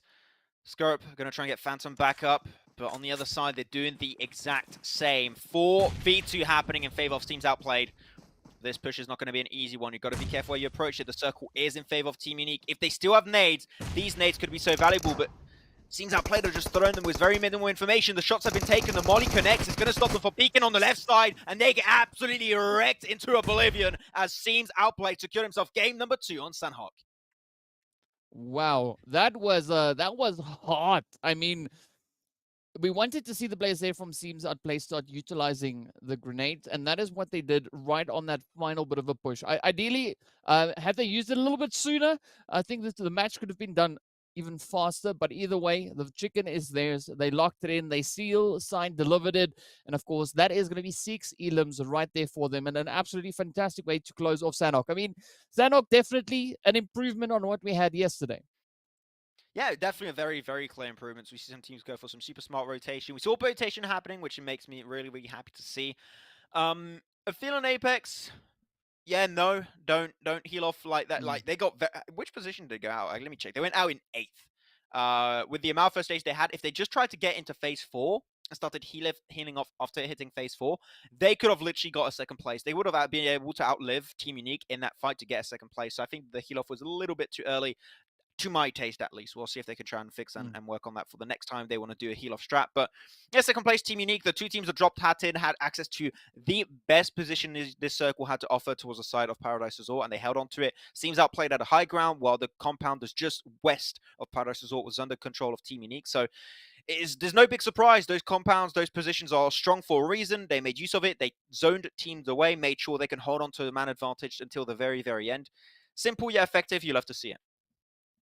Yeah, definitely a lot of the northern teams, well, the teams rather rotating up on towards that far northern side, just beautifully capitalizing on those angles. And as you rightly so pointed out, we did see some great success coming in there from Teams Outplayed and the players there from Unique. But some interesting plays we did see across the rest of the board as well. I mean, quite a bit of congestion coming in over on towards that southeastern side as the teams continue to try and move up. But that is somewhat reflected on this overall leaderboard that we see, or rather the match rankings, as we can see the players there from AKM taking that 7th place, coming in with 6 elims, and also the players there from Virtual Gaming finishing up with 5 to their name, alongside Team Unique and Teams Outplayed also sitting on 6 apiece.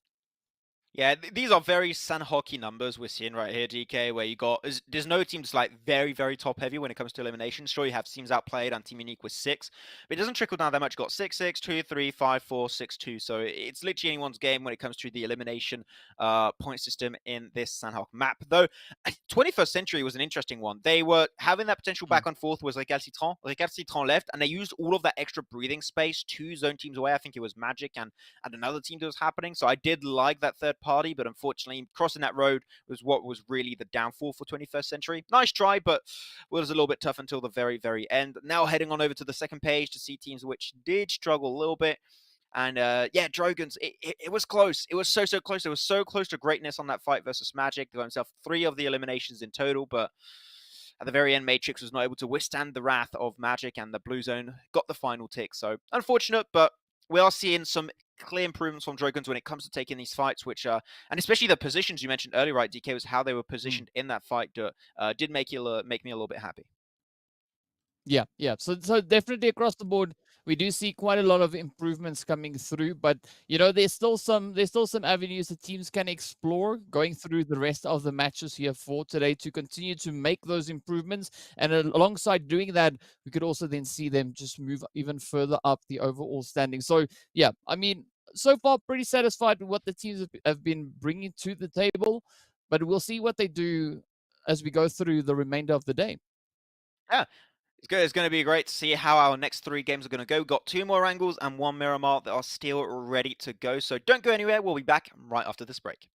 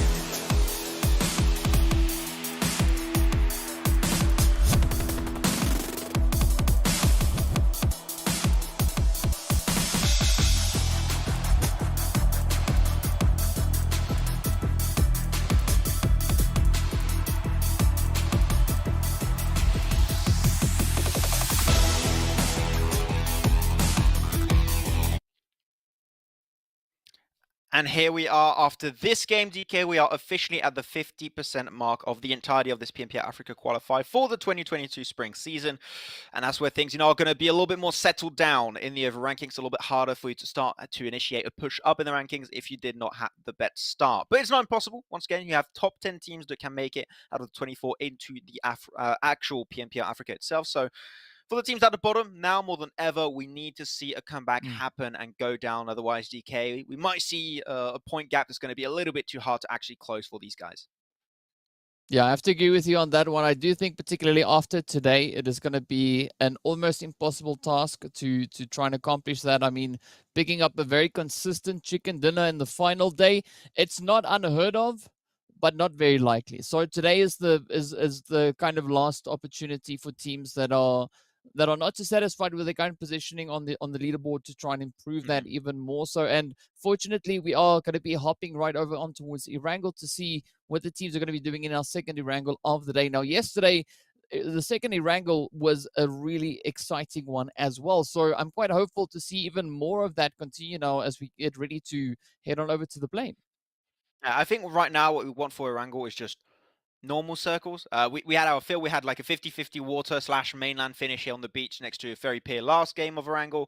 We had a finish that was actually happening on the island right next to Rozhok. We had a finish right up north of Quarry. So we'd had our fair share of things I think teams would like to avoid, like the plague. But this time, just a nice little circle. I don't know. So it was maybe, maybe a Pachinki finish or something around Pachinki. Not Pachinki itself, because I think teams want to avoid that, but around Pachinki area would be pretty enjoyable. So maybe we would like to see that happen. But the game is just about to go underway, ladies and gentlemen. So we're going to get ready. And DK, as I said, as you mentioned it yourself also, this is one of the last times we're going to see some teams able to make some significant progress to leave the bottom side of the ranking. So this game is going to be extremely important for all of the teams as we jump right into game number 3. Yeah, and of course, now we're just going to be waiting to see what that flight path is bringing to the table. And I mean, yeah, it's going to be do or die play here. The teams will have to work really, really, really hard to try and continue to push their way on through. But of course, looking at the flight path, it is a little bit more over towards that southwestern side. So definitely a little bit of a change up in comparison to what we had coming in on the first Erangel of the day. But again, a fair trade-off here. Now it kind of turns the tables the other way. Teams that had to try and adapt a little bit more in the first one now have the opportunity to go out, kind of spread their legs, just get themselves a little bit more comfortable, or rather spread their wings as they now get ready to, fly into those drop locations. Yeah, at least now next level on Exodus, they're like, finally we can get access to Sanhok Island. No need to die on the Eastern Bridge. We're good. We have a good chance of making it work out. Look at that. So Exodus is going to get a little bit more over to the western side, while military base itself is going to be for next level. So all good in the hood for them, at least. We'll see if that's going to be the case for the remnants of the teams in this lobby. Most of the teams going to be dropping late is going to be your usual George Bowl teams, Zero Tolerance team. We'll see, depending on the circle. Once again, I want to see more usage of Cube for them instead of just abandoning it, just leaving it alone for the log. I tried to say abandoning it. Oh my god, I can't speak. What's going on? Abandoning it. Was that good? There we go. Yes. There you go. Third time's the charm. Great. Third time's the charm. Yeah. That's what it's on about. But also, third time. No, actually, I was going to say third time's a charm for the circle, but no, it's not. I mean, it is technically our third circle of the day, so I'll take it. Here we go. Phase 1 circle, pretty damn central. Nice to see. No tricky things for these teams to play around, so I'll take it. This is another W. I'm happy with this. Yeah, I mean, I'm also pretty sure the teams are quite satisfied with that. We can't always have the kind of phases that we'd like to see. Sometimes the teams also just need something to have a little bit of a breather, and I do think that this kind of zone is that opportunity for them to come in with a more cool, calm, collected approach, rotating into that potential second phase. But we do see a few teams already dropping relatively close together, not exactly a hot dropping, but a little bit close. Of course, the players here from AKM now having the players from the Masters Esports just towards the north, and just on the opposite end of the hill, we do see the players there from Seems Outplayed as well. So aside from that, it is a really good drop coming in. I mean, the teams respecting the space, everyone going into their own separate loot locations. And again, as you were talking about in the first game, is we're not really seeing those hot drops come through. Which is a good thing. I could literally never complain about no hot drops, except if it's boot camp. As I said, I love myself some boot camp early action, but I'm pretty sure there's no boot camp on Erangel, so we should be safe in that regard. Hopefully, we'll see how the next Sanhok tomorrow is going to go down. That could be an interesting prospect. Otherwise, yeah, there's literally, it's rare to say, but we've already broken down most of the team drop locations, how thing normally works out in the early game. This game in particular, there's almost nothing to talk about. You could almost mention about, you know, Exodus, next level, VGS, how are they going to try and make that cross happen? Because Western Bridge is gatekept by Team Unique, and the Eastern Bridge is defended by what could be Team Lag, but then Farm, so it shows there's very little interest to actually defend the Eastern Bridge. So even those crosses should be very, very easy to pull off, unless a team on Sanhok Island itself decide to later on gatekeep another team, because next level, Exodus are aware of one another's surroundings, so if they try and move on the Western Bridge, maybe they want to try and set up their own bridge camp. Other than that, DK, this is pretty typical. Nothing changed, and teams are playing their typical early game of Erangel here. Yeah, we even see the players from the Masters now looking to venture a little bit up in towards Yasnaya. They are, of course, looking to pay a little bit of a visit potentially onto the players there from Your Killer is. So we could have a bit of an engagement pulling out, looking at where the players are currently moving into. We can see Ban, of course, just positioned down below, caught out in the open ever so slightly. We do see Sid and Ice now just trying to get a good lay of this position. Ooh, look at that nade. Nice. That's what you want to see. A really well-placed nade coming in from Sid. I mean, it looked so effortless. And now already Ban is starting to wonder, like, was this the best decision to make? So Masters decide to rotate late into a compound that we know, well, no, it's not a compound, it's a city, but we know as a fact that this is held down by a team. And they're not even looted up, ready for the fight. I'm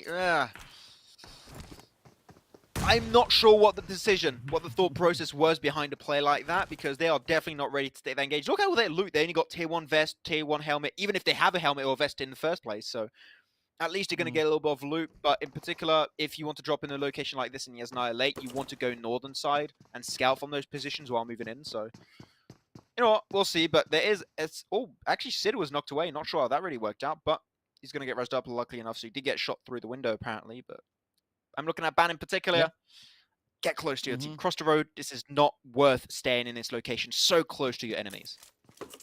Yeah, I definitely agree there. They would much rather just get in a vehicle and reposition. There's a lot of open angles still to be taking. But what's also quite interesting now is we did see the players there from Exodus actually venturing off of that southern island, moving towards Unique. We see those hits now coming through in the kill feed. But of course, the players here now from the Masters actually gaining control of Yasnaya. That is an interesting decision being made there by Your Killer is. Not quite sure if they're trying to potentially bait them out and maybe look to see if they can draw them a little bit closer. But yeah, that is definitely an wow. So you're telling me that Exodus, not only can they not rotate inside Sanhok Island, they can't leave it. It's like their curse almost. They get close to a bridge, they instantly die. They just get smited by Zuth instantly. Okay, well, see you later, Exodus. I guess they wanted a little bit of a break. You know, I can understand. It's a long day. You know, maybe they had a 9 to 5 before. They're like, you know what, we want to chill. My mum made me some cookies. Now I want to go eat them. So let's just try and cross. And if it doesn't work out, it's cookie time. We'll see. And that's the way the cookie crumbles. Or gets eaten. But yeah, I agree. True. Yeah. But of course, speaking about Ethan, we do see the bridge now getting devoured by the players here from Virtual Gaming as they now make their rotation over on the eastern side. But it's going to be quite an easy rotation for them because there's no one really there to hold that rotation whatsoever. I mean, Lag already starting to disengage. They've already started their rotation, heading further and further in towards that zone, pulling up relatively close to that Potato Hill kind of side. The northern edge there of Farm, of course, we do see Fantasy, the last one for Lag now to come moving on in. But this is definitely a kind of a weird game, I gotta say, though. I mean, Exodus rotating up, getting taken down nearly instantly. The Masters pushing into Yasnaya. Your Killer is rotating out as they do that. Yeah, I'm not quite sure what to make of this. Look at next level right now, moving right on the same bridge where Exodus got eliminated pure seconds ago. We'll see if that's going to pop up in the elimination feed soon enough, but Team Unique are just looking at these fights and like, well, I mean, 3 eliminations, and they literally lost no players, so, I mean, take it. That's a great win you can take at the very, very start of the game. You can see things have indeed slowed down, though we are seeing some teams trying to get themselves in good scouting positions. That's the case for VGS, that's the case especially for teams Outplayed, which are also getting themselves in a decent scouting position inside of school to make sure that no team has an easy time breaching their location. So other than that, for the teams that are in the circle, except for the ones you mentioned about Masters pushing upon Your Killer Is, things are pretty by the book. But I especially want to go over to that bridge over the western bridge of Sanhok to mainland, because that is where things could get relatively dicey very soon. Yeah, I have to agree with you on that one. I mean, Unique playing this one relatively well for the time being. We do see Phantom now just trying to rotate up from out of that blue zone, while the rest of his team is currently positioned up on the bridge. And we do see now Phantom actually coming in with a few cheeky hits there, picking up 2 knocks on towards next level. So that is a really good call coming in from them. But of course, looking at where that phase is now shifted, it is moving even further on towards that eastern side, actually centering up beautifully on towards the players there of Lag as well as RTG. So they've been zone blessed, but now look at this next level, down to 22 remaining hopefuls, and of course the players here from Unique, they just rolling and just pushing forward on adrenaline. Yeah, that's going to be the game plan. Most teams that are on the west, they're going to have to move a little bit. Otherwise, if you were playing east/center, you're not going to have to make too many major shifts and changes. You're pretty much already set for phase 2 into phase 3 transition, so you should be completely good to go. I'm enjoying where AKM currently are standing. They're trying to go for that little plateau down south of the Yasnai field position, which I think is a good one. Alamo also focused by VGS. So most central pivotal positions that we would know DK in these games, in these type of circles, have already been taken. So now for the teams that are moving in late, there are a few options which are still valid. I'm looking at Potato Hill, I'm looking at North Farm, I'm looking at the side of Shelter/Prison. Even the areas around Mansion are still viable. Otherwise, you're going to have to maybe play a little bit edge, play passive until the next circle to see how you could still go for a good spot.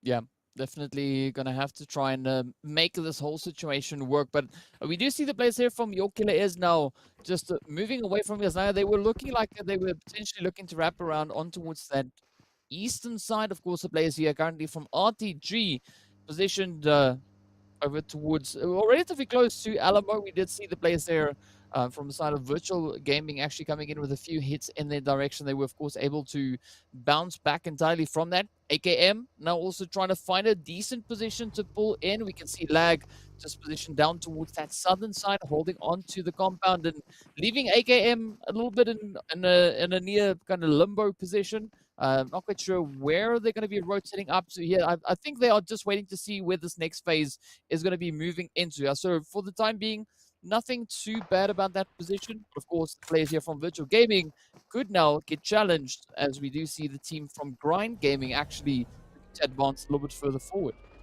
Yeah, AKM, the spot that they went a little bit further down south. It's one of my favorite positions in these circles. It's just so good. You're surrounded by roads. It's got some really good defenses. If you are spread enough, and you can see on your map right now, this is not big of enough of a spread from AKM. They're getting very small amount of information knowing what position they currently hold. So look at that. They just have 2 players from the side of next level that just zoom through. If they had a better split, that could have been an elimination or 2, at least some damage dealt. Luckily enough, they do get spotted away by VGS. At least someone's going to get that free elimination. And that's it. That's Ala taken out instantly. And they still got Gaddafi alive and ready to move.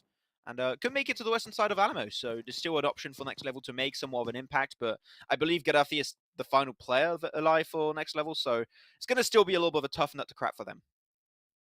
Yeah, it is going to be a little bit more of a change in approach coming through here for next level. And it's unfortunate to see already 3 of their players getting sent on back. But Gaddafi now having quite the challenge up ahead, as the players here from Virtual Gaming are actually just looking to capitalize on their position in and around that Alamo angle. But of course, if we look up a little bit further towards the north, we do see the players there from Zero Tolerance, and Your Killer Is now just also trying to huddle up on the edge of zone as it pops up once again. So that was actually a good call coming in there from Vortex, setting up that anchor point already, potentially within the next phase. And now the rest of the team can just kind of rotate up at their leisure. And they know that because they've already scouted out, that they do have a relatively comfortable rotational path to get into. Yeah, AKM, the spot that they went in a little bit further down south. They were looking like they were playing a little bit more defensive. But I believe Gaddafi is the final player alive for next level. So it's going to still be a little bit of a tough nut to crack for them. Yeah, talking about comfortable rotation path from some of these teams, a very comfortable position that's been held on by a team is actually for Rays. They got a 2-2 split. For them, they've got 2 players looking to the western side of Potato Hill and 2 more players looking to the eastern side of Potato Hill to maybe prepare for where the next phase is going to go. So they're trying to set themselves up for success, which is something I have the impression, DK, they were not really doing day one. So in my mind, I'm looking at this as like they're actively trying to improve on that aspect of their gameplay, which I'm like, yeah, keep it up, boys. Even if it does not work out, I can see you guys trying. And for that alone, that shows to me that this team has potential instead of teams staying stuck in their ways. So good job from Rays. We'll see if they can try and make full usage of the information they're going to gather from that position, as they might be able to actually spot out Team Unique that are now slowly but surely moving from the northwestern side of Farm closer and closer to the center circle. North Farm is a good little bit of an overview, high ground spot to get information on where teams could be in the center, like SYR, Lag, Zero Tolerance Skill, or even AKM. So Unique, if they get a lot of information and if they have a decent circle next shift, that information could be key to them finding one of the best positions in the next phase. Yeah, it could be absolutely essential for them. But for the time being, I mean, talking about the positions, we do see the players there from Grind Gaming also now just looking to pick up a decent position to have. I mean, AKM still on that hill, not really moving up just yet, but it does seem to be paying off for the time being. But ideally, they would like to see a little bit more of a spread coming out, just so that they too are able to gather more information. Because if a team like we saw now with Next Level just comes rotating past, they are not quick enough to react to those rotations coming through, and they lose out on the opportunity to pick up a few of those elimination points. But you know, this next positioning that could come through with the zone shift, I see a few good compounds already being occupied, so it is going to be a relatively tricky rotation to find a decent position if you don't have one already. Most strong positions here are already taken over, so it is going to be tough if you are a late rotating team. I'm looking at Rays here. If the circle moves away from them pretty drastically, it might be tricky because Aphelion does have this building, this compound, which is so strong on the northeastern side of Potato Hill. So it's going to be a tough one to breach if that's the idea, at least, that Rays are going to try and go for. We're about to shift very soon, going into phase 4. And this is the one where things are starting to get a little bit more tricky for the teams on the outskirts, because as you said, DK, most strong positions are already controlled. So we're going to have to start seeing a few breaches. And in a circle like this, the numbers of strong positions have been cut down by, I would even say, more than half. The building, the area where AKM are is absolutely awesome. SYR's position also is great. Where Zero Tolerance Skill currently stand is huge. So that's it. Those are positions of main focus. Breaches should be happening left, right, and center in the very near future. Petrox gets close, but unfortunately he was trying to go for the res, and Ban, there's no way in hell you make it out away from this fight, so see you later as his teammate, Bamboo, takes a little bit of damage there, his car's fuming, he knows he has to jump out, and he will try and make a run for it over to the building. Oh, yeah, that is a really difficult position to find yourself in, and they're, of course, still trying to find their way back into this next zone. Virtual Gaming now going to be looking to disengage, deciding that it's not going to be worth the effort to try and, you know, find out in a little bit of a tricky angle, as we do know it opens up several opportunities for the team position in the surrounding area. But another position I'm actually quite interested in seeing how it's kind of played is where Rays now find themselves. Still Potato Hill, partially in zone, so it could be a position that we could see them capitalizing on. But of course, if we look onto the map that we can see there, RTG also not really committing to any rotations as of yet. So if they take a little bit too long, there's definitely not going to be much space for them to make use of. Yeah, I think that for Rays, at least the game plan is maybe not to go for a breach onto a breach on SYR, is just to remain on the high ground, because literally no team, unless they breach their location, could have a high ground position than what Rays currently have. So I would just maybe just hug the edge and until you get pushed towards SYR, and then you go for a breach. I would just say hold on to it. You never know, the circle could come your way, and then if you have the high ground, you should win those fights pretty damn easily. VGS though, Virtual Gaming, finally on the move, going to try and regroup into the circle. Well, not the team's already in a decent position. Petrox is going to try and join them, but AKM have a better position this time than EK apparently, as they're just raining absolute hell upon Virtual Gaming, and it's going to be hard for them to fight back, with 2 players knocked. Could get Zeus potentially back up and rezzed by shots, but other than that, it's going to be one hell of a hard fight for them to take. If they win it, that would be one game for the books. Yeah, but I'm really happy to see the players here from AKM just starting to spread themselves out a little bit more, coming in with that 2-2 split for the time being. Now looking to condense it as they can feel the pressure, the presence of the surrounding teams looking to move on through. Zeus now potentially getting more blooded. We can see those utilities getting flung in his direction, but the pressure is going to be on. I mean, Virtual Gaming just looking to play those ridge lines, but we see so many hits now continuing to come in. AKM finding yet another shot towards them. And one shot now, just requiring, well, 1 or 2 shots to find his way back into the lobby. Zeus is still going to be hugging the edge of that tree. But, I mean, if this nade kind of finds its place, oh, it's coming super close. Oh, okay, that scared me a little bit. That was a little bit of a spooky jump scare. Was this Five Nights at Freddy's? Not too sure, but Zeus definitely did not enjoy that one. It's RTG, man. They're just zooming in the background up northeast, trying to get maybe a lucky position. What they lack right now is information. They're not sure where teams stand, but Rio gets to knock onto Zeus finally. Virtual Gaming on down 2-1, and he's going to try and go for the hug around the east. Maybe avoid a detection of AKM. They know there's still more players. They know they only got knocks, and actually it's going to be Grind to spot out Bedrock. So, yeah, this seems like it's the beginning of the end for Virtual Gaming. Oh, but look at that shift now, moving all the way over towards the eastern side. AKM finding themselves in a prime position once again. Grind right here alongside them could be bringing quite a bit of pressure with that position, but Lag also holding on towards the edge. But I like that position that we see the team from Unique actually in. They were coming in from the south, contending against the players there from MZR, but squeezing themselves in towards that current western side, just ahead of the players there from SYR, the Super Young Stars. But now, this is where Raze finds themselves in a slight bit of a predicament, right? They got to try and rotate off of that potato hill. Meanwhile, this eastern side is just so heavily congested with so many teams and players currently positioned here. The one thing that scares me right now is when we're looking at AKM, a lot of their focus is on the outside of the circle. If a team such as maybe Team Lag, maybe MZR, and maybe even Masters or SYR, even Unique potentially, if they decide to breach that position, AKM are going to be caught with their pants down. They're not going to be ready to go for an engagement themselves, though. They just need to be aware that that position is going to be contested, and teams are not going to let that one slip through their hands. Through their fingers, should I say. The hands, it would hurt a little bit, I guess. Now Outplayed. Here you go, seems Outplayed. Finally good for their own respective breach. A little bit split, going in 1 by 1 on their side, so you've got to be careful they don't get spotted away. Masters still have one play onto the side, while Raze also want to get involved in that engage, and that's the thing, they go for the commit, and they do not clear their backs, and by doing so, now that's going to be clearing an all-out war between Seems Outplayed and Raze, as Impulse will be there to back up, avoiding his teammate from actually getting flushed out of the lobby. Infinity, well, sorry, Ray, should I say, once again, are still there, standing strong, and Ghost trying to maybe give some backup to the team on the other angle. But this is still going to be one tough one because they are just barely inside the circle. So after this circle shift, you know as a fact you're going to have to move once more. Oh, but look at this. Somali now trying all these angles to pick up a potential idea as to where the players could be, but the pressure is going to be on. Up comes Seems Outplayed, almost finishing it up. Ooh, what is going on here? Raze now trying their utmost, but unfortunately they get sent back as Seems Outplays get a little bit of a helping hand with those third-party shots coming in, but essentially it is going to be a squad wipe.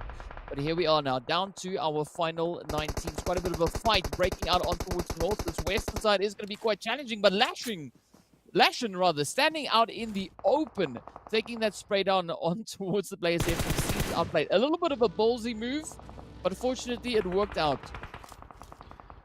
Man, this circle, you know the next shift is going to be tough unless it ends on the road. If it ends on the road, it's going to be even worse. Because all of these high ground advantage the team have is going to be lost in at the drop of a hat. We're going to see where it's going to go. It does go towards the roadside, but the buildings, the compound of Lag is still in play right now, DK. Though, Grind could try and go for sneaky backstab because I'm pretty sure that 90% of the focus of Lag is more towards the center of the circle, seeing where teams are going to push and keep them at bay. But Grind here, if they do go for the push onto the eastern side, it would be a sneaky 2v2, then taking another 2v2. Grind has a chance to play absolute spoilers in this finishing moment. Yeah, I mean, this is also an absolutely fantastic position for Lag. Now, we just saw those heads flying up on towards AKM. AKM position all the way on the northern side. So the players here from Lag having some fantastic reach. for a big portion of the zone. Of course, the players here from Super Young roster, Super Young Stars are going to be trying to make a potential rotation coming in from that western side. But we do see we got the Masters there alongside them, as well as the players from Seams, Outplayed, Zero Tolerance, Unique. It is going to be pretty hairy to squeeze into this next phase. Yeah, Masters were down to 1. We knew it was not going to go that far, unfortunately. And that's it for them. 8th place, 17 still. Standing strong, trying their best to make their way into the circle, but they know this is going to be rough as can be. Yeah, AKM pushing it. They have very little positions to control here, and teams already set up. And they're just trying to maybe get one player to survive. That would be a huge win for them, but they are spotted away. They can't explode. That's 1, 2, 3, and 4. And that's it for the side of AKM as they get swiped off the surface of the earth. 7th place for them, 16 still up and gunning, but now it's going to be the push of SYR in the third quarter west. They are going to have another tough fight coming their way. Well, this is just third party upon third party rolling on in. SYR coming in with a fantastic play, but also having quite a devastating play getting dealt their way. Lag also now getting knocked on down as we do see Hypnos from the side there of Grind just sneaking in that cheeky shot coming in from that eastern side. But Zero Tolerance, of course, positioned on the northern edge of the road. Plays here from Super Young Stars over on towards the western side. It is going to be a very exposed play, so I'd be very wary of the players there from Seams, Outplayed, positioned up on the high ground right behind them. But Lag still having a controlling position, utilizing those compounds all the way through. Zero Tolerance, bringing in the mobile hardcover, but will it be a good spot to be holding once this next shift comes in? Seems Outplayed now trying to advance himself forward, but Lag experiencing some lag as their players are getting hit. Of course, Unique also now having those hits come through is because he's Slight getting knocked right on down. Phantom, the last one up for the team. We've seen Lag pushing out their building, going to create a little bit more free real estate for themselves. Unique are going to be spotted out and instantly taken out of the lobby. That's going to be a 6th place. Finally down to top 5 teams here, DK. Things are going to start heating up even more by the second.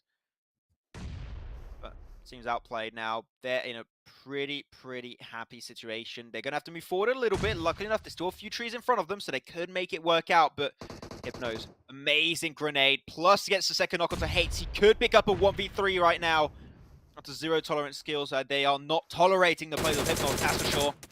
What's even lashing in a distance, but there you go. From a distance, it's going to be Seams Outplayed, picking up the kill, and that's it for them as Grind eliminated in 5th.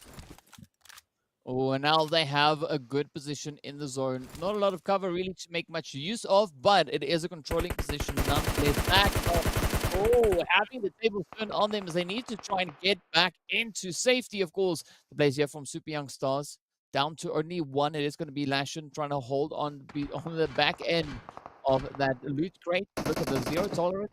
Also going to be trying to make their way on in, just huddling up behind the vehicles. It's not going to be an easy, clear rotation on through, but of course, Lag finding themselves in a very similar position. I mean, this is where Seams Outplay could just be looking to capitalize on their angle. Oh, I saw that nade. Oh, it just barely go above the side. Lashin's out. Feels bad. Nice try. Decent position, but that cross was not meant to be. And now that liberates even more space for Zero Tolerance skills to maybe make that cross happen, but oh man, that off angle of Team Lag DK, it is so good. It's impossible to escape their scout. Now I think 3 teams are up and ready to go. Seems Outplayed. The teams are pushing in their direction, but the blue zone, I think, is just barely going to push them out. If they still have some smokes, now it's time to use it to reposition a little bit more in the circle, because in a matter of seconds, they're going to suffer the wrath of that blue zone tick damage. Yeah, some really good shooting coming in here from the side of Ghost, just fishing in the smoke there, but unfortunately that blue zone is going to be pushing forward. Ghost not in the zone just yet, so we are going to be seeing the players here from Teams Outplayed having to reposition, but look at that, the shot come in, down goes low, Berserk also getting picked on up, 2 down, 2 to go. It's going to be Fantasy at 1-9 to try and bring it in for the side of Lag, but Teams Outplayed are going to come rushing forward. Ghost almost running straight up into that nade, up goes another one. Ooh. Oh man, I can't stop feeling like Seems Outplay could have had some way better smokes to reposition there, but look at Vortex. One of the top fraggers after day 1 of this PMPL Africa Qualifier. And he is there to play spoiler on these 2 teams. Everyone's forgot about them. 100% of the focus is between Lag and Seems Outplayed. A lot of damage, but peeks above the rock. That's the play you want to see from Impulse. That's one. A Rez was able to come through though, so maybe something that they did not take into account could play against them. Low. 1-9. We'll see. Good nade. Goes a little bit further away. We'll definitely get some damage done. There you go, puts it down just a few HP. Get the spray once more, but 1-9 not going down there, GK. And he gets actually knocked away. Despite being low, he is still feeling confident, but now it's down to 1v1v1. He eliminates the Impulse. Absolute insanity from this player. And even sees Vortex in the shadows and secures their first game here of the day. Seems Outplay absolutely dominate. What was that? I mean, Impulse. Seems Outplayed. Like, I wasn't breathing for the last 3 minutes, right? I was just sitting here, like, absolutely flabbergasted. Seems Outplayed stepped up and brought in an absolutely well-deserved chicken. I mean, 11 elims to their name. Impulse, just acting on impulses. They're coming in with those 8 elims for the team. Like, this is the way you get a chicken. So, Seems Outplayed. You just outplayed yourself. I want to see more of that coming in. I mean, please do that more often. I think Impulse just had his spidey sense tingle. He was like, over there. Yeah, no, Vortex, you're not going to get that. Because Vortex was waiting for the numbers to dwindle when it was down to a 1v1, and he would have shot instantly. And I believe I saw at the very end, Vortex like was actually scouting in. Like, he was actually scoping on him, and he was ready to go for the shot, but instant 90-degree shift and takes the shot onto Vortex almost instantly. Something of beauty just happened in this game. Great stuff from Seems Outplayed that himself. A very good game last game too, right? They got themselves they got themselves a chicken dinner last game. What am I saying? They just got back to back. I didn't even connect the dots right there. Back to back win from these guys. We do have Umbra that had himself 2 wins, but this is the very first back to back chicken dinner that just happened here. So Seems Outplayed absolutely insane going to this one with 26 total points in this game with a tough position to hold on to. It doesn't get any better than this here, DK. Yeah, I mean, this is just absolutely phenomenal plays. I mean, I was quite worried when Seems Outplayed. Both of the players were positioned on that little rock, and it did seem like Vortex had an clear line of sight right on towards them. But fortunately, things worked out. They came in clutch. Of course, zero tolerance skills just inching their way up into that second place, coming in with those 4 items, putting them right there alongside Lag. But Lag, they had a dominating position in those compounds for a big majority of that match. Yeah, we'll see, of course, though. Now shifting over to the second page, how have the bottom teams been able to perform? We'll see, of course, how this is going to work out. Raze, I believe like they had such a good potential here, DK. I don't know if you agree, but we talked about their position at 2 display on Potato Hill. It could have been so damn good, but unfortunately it was not meant to be, apparently. And Exodus, I think that their main enemy here is bridges. Might want to be careful because those bridge crushes are not working out for Exodus, so we need to see things change ASAP. Yeah, I have to agree with you on that one. Definitely a bit of improvement can be brought in on that front. But we forgot one of the other important things that we saw happening in this match, right? Unique, they clutched it out with 12 elims to their name. Yes, they got sent back in 6th place, but 12 elims coming through. I mean, Slyke came picking up 6 of those. I mean, that's half of the performance for what the team brought in. So also got to give credit where it's due. Well done to the players there from Unique. Some pretty impressive elim numbers. I mean, this makes me so excited to see what our final 2 remaining maps for the day will hold. Yeah, I mean, our next 2 maps is going to have one Erangel, and our next game is going to be happening right after this break. It's going to be Miramar. Stay here, be there, be square.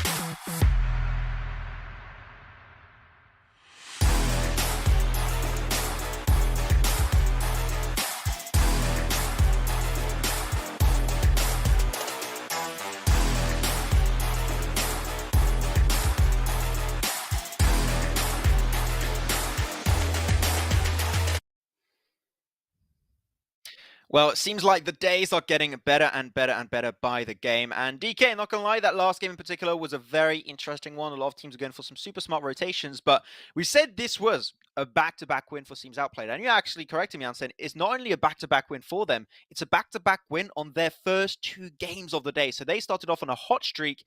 Intrigued to see if they can try and get themselves some even better results on their next game today.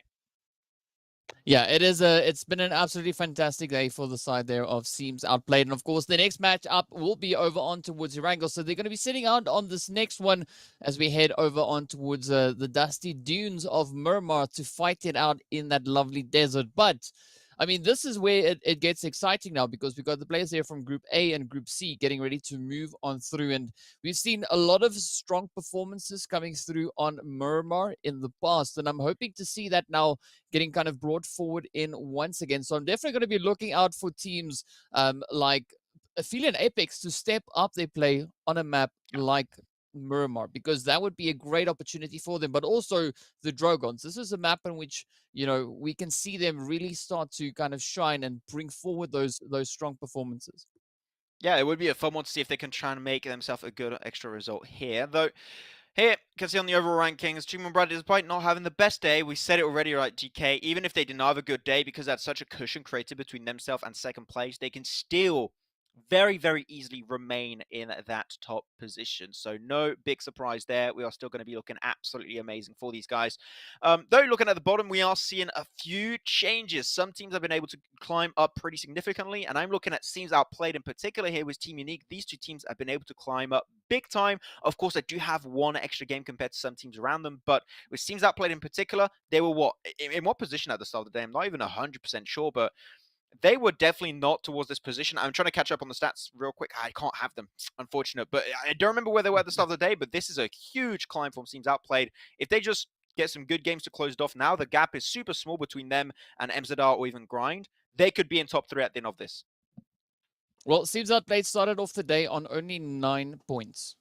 That was it. Oh, wow. They started Oh, off wow. with 9 points in 21st position. So what a beautiful leap or jump or whatever you want to call it was for them. But I mean, those back-to-back chickens doing absolutely fantastic things for them on the overall leaderboard. Now, as we look onto your favorite page out of the 3 we have to choose from, this is where things are still looking very, very tight. I mean, Blackjack, AKM, Lag, Recalcitrant, Next Level, Masters, Exodus, still very, very much neck and neck. A little bit of a drop off moving over towards the players there from Team Somalia. But I mean, the 7th positions we can see at the top of the second page is looking pretty tight.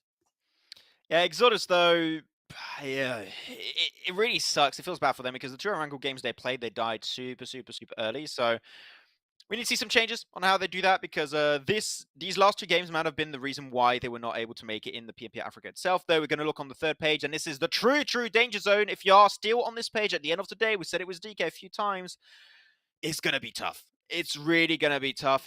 It was shown by the likes of teams outplayed that even though you start off today with 9 points, you can still make it in top 5 in just a few games. That is huge, but they needed a back-to-back win to make that happen, DK, right? And from what we've seen from these teams on this 3rd page, it seems extremely, extremely unlikely for them to make them a back-to-back chicken dinner happen. So yeah, we need to see a change. We need to see some consistency. We need to see some wins from these guys. Otherwise, I'm going to have to count them out entirely because that is going to be the hardest comeback to see is going to be for these guys on tomorrow's games. And it just seems very unlikely. Yeah, it's going to be quite a bit of a challenge to try and pull it off. But, you know, at least you could aim for a really strong positioning coming in on that 2nd page, maybe. But you know, it's gonna be tough. I mean, a strong performance in this match could move them onto that 2nd page, but as we saw, it is still very much neck and neck. So yeah, they're gonna have to bring their A game in Miramar, and if they're playing Erangel, then they have to continue it all the way up into there as well. Yep, that's the name of the game. You want to try and put yourself on that 2nd page, at least at the end of today, so you have a living chance to push yourself in top 10 after tomorrow's 5 extra games. Otherwise, the dream might end prematurely for some of these teams. Though this plane path, this is a dream of a plane path, actually, I should say. DK, nice and central from the east over to the western side. Most teams going to have access to their positions if you don't know where the car spawns are, so this is very, very satisfying to the eye. I'm going to be looking at some interesting positions that could have some fights. Los Leones, we saw some teams drop on top of each other, but it's such a wide area. Not sure it's going to happen. In Impala, we had 2 teams drop there. I believe one of those teams is not playing this game. There was in that little bit of a back and forth yesterday. So normally, seeing how the teams are, which teams are in the lobby, I'm not expecting any early fights. It is Miramar, after all, it's the biggest map in the game. So slow and steady wins the race. We'll see how this early game and especially early rotations are going to pan out for some of these guys. Yeah, I think the only racing we're going to be seeing now is the players racing down to the ground, right? Particularly maybe in towards Al Azahar. We do see 3 teams moving in there. It is, of course, going to be the players from Grind, Zero Tolerance, and Exodus. So we could have a few of those potential early engagements coming through on that front. But ideally, we would like to see the teams looking now to move a little bit over on towards that western side, as that is exactly where our first zone is going to be situated. And of course, we do see the players there from SYR, the Super Young Stars, moving right up in towards Pozo. Now, I think that's going to be a really good position to start this match in. Yeah, it could be. I think if they make use of the information granted from that position too, it could be really nice. Otherwise, other than that, we're going to have a team. Yeah, okay, Zero Tolerance skill gun for Campo Militar, so they're really stretching it out. I thought they were going to drop maybe towards Tierra Bronca position, but they are indeed going to push a little bit further away. Exodus also going for that spot. Luckily enough for Exodus, between their position and the circle, there are no bridges. Just saying, things could be pretty good. We'll see. We'll see how, if that's going to pan out good for them. Okay, so I feel like this is bullying. You know, Jason's not here. I feel like I got to give back a little bit of the sheer bullying he gives to me throughout the years. So Exodus, I'm sorry guys, love you, but yeah, it had to be done. Yeah, that was well, okay. Yeah, we'll just move on. Now looking at the rest of the teams, I mean RTG up against BJE up in Los Leones. So you can't really say they're up against them because Los Leones is quite a big space to move around in. Yeah, they're neighbors, but like not immediate neighbors. They're like distant neighbors, like a farm situation, you know, like there's someone next to you, but they're not in your immediate space. So both teams can, of course, go through their looting phase. But what's quite interesting to see up north, though, is Exodus are actually pushing up towards Zero Tolerance up in Campo Militar instead of staying in towards Tierra Bronca and that kind of Torre Ahumada region. I think that the main idea for Exodus is just to have access to the road because it is tricky to drive around the landmass of Miramar. You've got a lot of bumps that can make it a little bit trickier. You never know what might happen. So make it safe. Go to Torre Ahumada, get some extra loot. I think they are severely underlooted because they got pushed a little bit further from what might have been their initial drop location idea from Cruz de Val. So pushed away, Torre Ahumada, get the loot, go for the northern rotation up next to the Oasis, and maybe get into La Cobreria. Could be a good option. There's a lot of opportunity for Exodus to get themselves in a very good spot right into phase 1, so I'm not too scared for them. Other than that, yeah. I mean, we've got the neighbors. I have the impression the neighbors of Los Leones are like, you know, you have those neighbors live next to one another because they're, of course, they're neighbors. That's what neighbors are. And if they have the apple tree of the neighbor that's, you know, over their fence, they'll steal the apples because technically they're theirs. It's like here, you have one player that goes a little bit too far.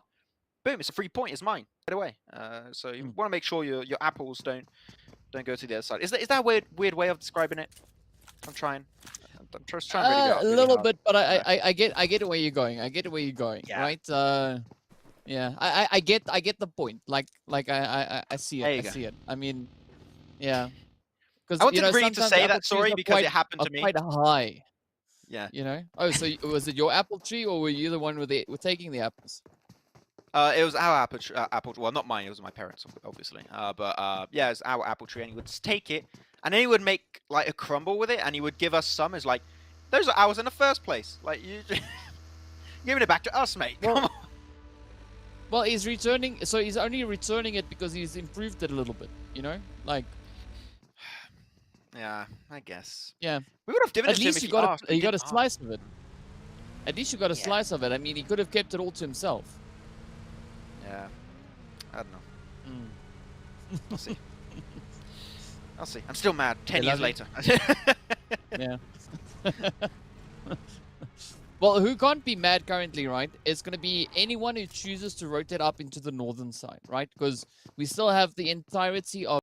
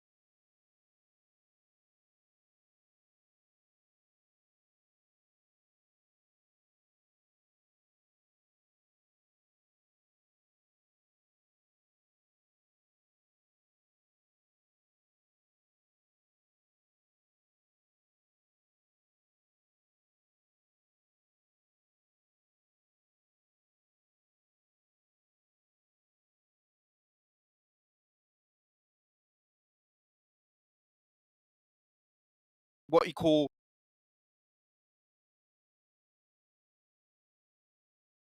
secure themselves the win. Great stuff to see. We'll have to look, of course, at the point rankings. Not the point rankings, sorry, the points won by these teams in this game in just a bit.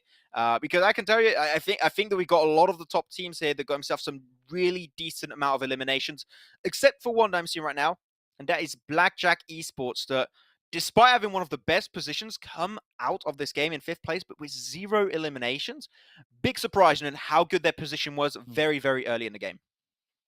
Yeah, I have to agree with you. That was quite a surprise to see that come in. But, you know, we got to talk about the teams that brought in those points. You know, this was a match in which we were hoping to see the teams situated a little bit further down on that leaderboard come in with some fantastic plays. But, of course, let's hop into those match rankings to see what the point situation is. We did see, of course, the players there from Arrays bringing in an absolutely fantastic performance, taking that 2nd place. But let's see what the point situation is.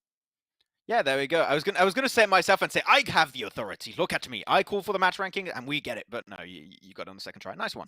But yeah, Super Young Stars able to get himself then 24 points on this 4th game of the day, which is amazing to see from them. But Ray's clan, this is the step up they needed. Before last game, I'm not even sure exactly which position they were, but they were still in 22nd. So we needed to see a step up right from these guys, and they're able to get there slowly but surely. So good to see them trying to actually climb up a little bit higher. Hopefully is going to be allowing them to try and put themselves on to that 2nd page, the best page once again of the overall rankings. But on the lower side, I'm still out here with a big question mark above my head thinking, what the hell was Aphelion Apex trying to do this game? I do not understand it. I could not explain it. You cannot afford to do plays like that, because this game might be the reason why they do not qualify for the PMPL Africa 2022 spring, and that would be just so sad to witness. Yeah, I gotta agree. That was it was interesting, right? Just to say the very least, right? Yeah, it was oddly interesting. Let's go with that one, because yeah, not quite sure what the approach was taking that engagement with the DROGONS, but as we saw, it was a very costly engagement for them. So maybe they'll try not do that again. Yeah. We'll see. Of course, that's going to be that's what I can tell to that one. I'm looking at a team like, for example, Magic also. I would like to see Magic be a little bit more careful. I think they got a little bit surprised by 21st Century for no big reason. So we'll see if they can try and come stronger in the next game. But there's only one more game actually remaining before we end day 2 here of the PMPL Africa Qualifier. It's going to be Erangel. You definitely do not want to miss it. So we'll be back right after this break.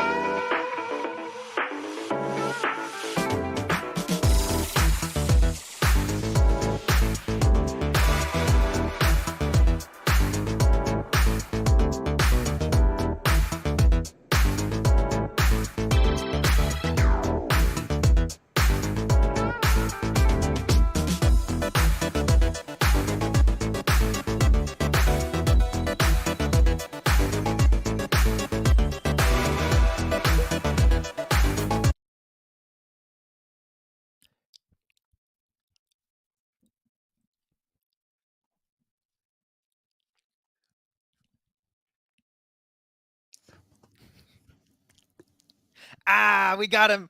We got him. We're not muted, guys. It's actually audio this time. Even our producer was like, "Guys, no. We're not muted. We are indeed. We're just playing games. Don't worry about it. Hopefully, things are going to be fine this game around. But we're ready, DK, for our final game of the day to see how things are going to pan out. And it's going to be back to Erangel, back to the grassy pastures. Hyped to see how things are going to go. But we've seen some teams finally step up big time. We want to see more before we end day 2 here of this qualifier. Yeah, definitely. We want to see quite a bit coming through in this last play of the day. And I mean, it's going to be quite exciting. We had quite a bit of action coming through over on the side there of Miramar with some fantastic plays coming in. But it all comes down to this last match. Are the teams a little bit lower down on those leaderboard or on the leaderboard? Will they be able to make enough of an impact coming into this match? Because I mean, this is going to be the last opportunity for them to really step up and kind of bring in the necessary points to try and lock in any potential gains for, well, the rest of the day. Yeah, I mean, last opportunity, you're saying it right. With only, well, not only, with a total of 2/3 of all your games played after today, making an impact in your rankings, if you're already struggling, is going to be such a hard task at hand. So, teams at the bottom, this is your very, very final chance. If you're even playing the last game, for the teams that are not even playing this last game and that are on the third page, it's going to be an even tougher prospect because they're just going to look at teams playing. They're going to see teams overtake their position. It must be so hard for their morale. We'll see how that's going to work out. Though I have heard that we do indeed have a rehost for this game, so it's going to take a little bit more time before we do dive into the game. No worries for that one. We should get back into it, hopefully in just in the nick of time. But still Erangel here that's going to be going down, and when we're looking at the groups that will be participating this time for our final game, is going to be Group A and Group B. Group A did not play the last game yesterday, so we'll see how they can do after a total of 5 games played, how the morale, and especially how they can play, because when you think about it, you know, the length of 5 games, it can be a pretty long process, and I think that some teams maybe struggle to deal for long periods of time like that. So, man, whoever is able to actually get himself a chicken dinner on this last game, or nerves of steel going into that one. Yeah, it is going to be an interesting play. But what I'm curious to see though is how the teams are going to compare with regards to the first time that they played on Erangel, because we know starting off yesterday's matches, it was Group A and Group B playing, right? And now we see them returning once again onto the battlefield for the last match of the day. So what I'm going to be looking to see is will we have any different outcome this time around? Because we did have the players there from Team Umbra and Aphelion Apex finishing exceptionally strong. And of course, we also had the players there from the side of Virtual Gaming as well as Blackjack hard on their heels. So it could be a few interesting plays to make their way on to this final match of the day. But I'm gonna be also a little bit well, I won't say worried, but trying to see what the teams on the lower end of that leaderboard are going to be bringing in. Yeah, I mean, there's a lot of teams that we need to see a comeback from. You mentioned a team, right, I would like to see a little bit more from potentially. It would be Virtual Gaming. Now, currently, when they played 6 games, I don't know if this is actually updated to right now or the game before, but in recent times, they were in 9th place, so they're still looking good, but they're on that verge that now, I mean, unfortunately, we see Virtual Gaming not being an extremely consistent team, which is a very scary thing in these short-term tournaments. That a few bad games, boom, you could find yourself 5, 6, 7 extra positions down below, outside of the top 10. A few good games, then they can push themselves up in towards top 5, and they'll be super comfortable heading into day 3. So I'm looking at some teams like Virtual Gaming, Next Level, AKM, Recalcitrant, Team Lag. These are teams that we want to see maybe closed off in a good way to be comfortable heading into day 3. But of course, after that, you got all of the bottom teams that right now, more than ever before, you need to see them closed off with a bang to make sure that heading into tomorrow, they don't have that much of a gap to close off. Because if you have a huge gap into the last day, it's going to be pressure. You're going to struggle with it. The mental state is going to have a hard time. And maybe making decisions based on that is going to make it even harder for you to remain consistent. So there's so many things and aspects to take into account, right, DK, in these finishing moments to make it, once again, in the very first African PMPL that's ever been done in PUBG Mobile Esport. You want to be there. You don't want to miss out on the very first proper PMPL for this region. The stakes are high, and some teams will crumble while some teams will rise. It's the nature of esports, and some teams are going to learn that one the hard way.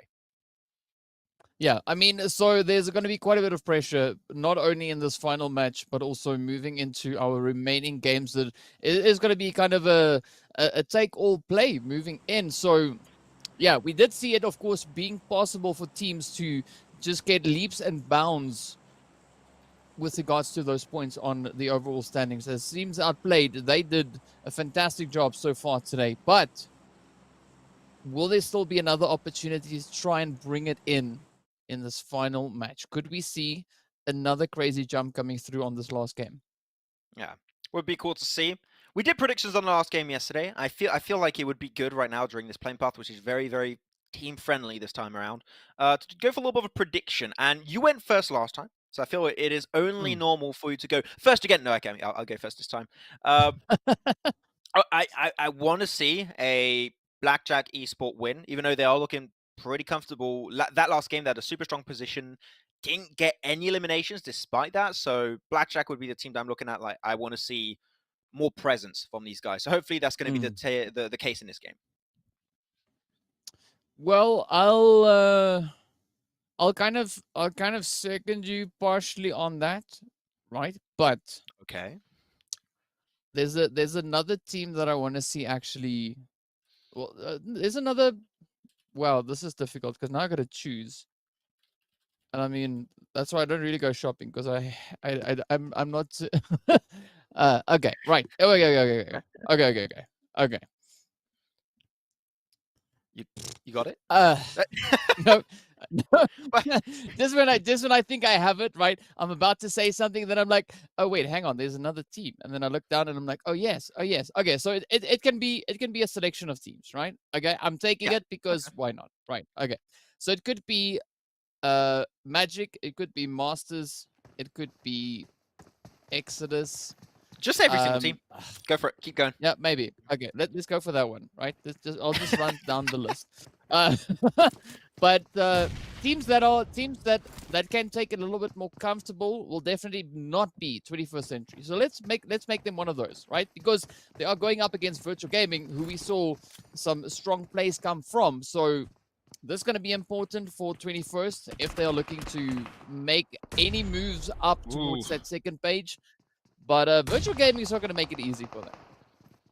Virtual Gaming was actually a team that I was thinking of maybe predicting, but I didn't quite get there. So they would be standing in for my second prediction into this game. We'll see if they can get it. Andrex, they know he's around the corner somewhere. They saw the hit mark after hitting that nade.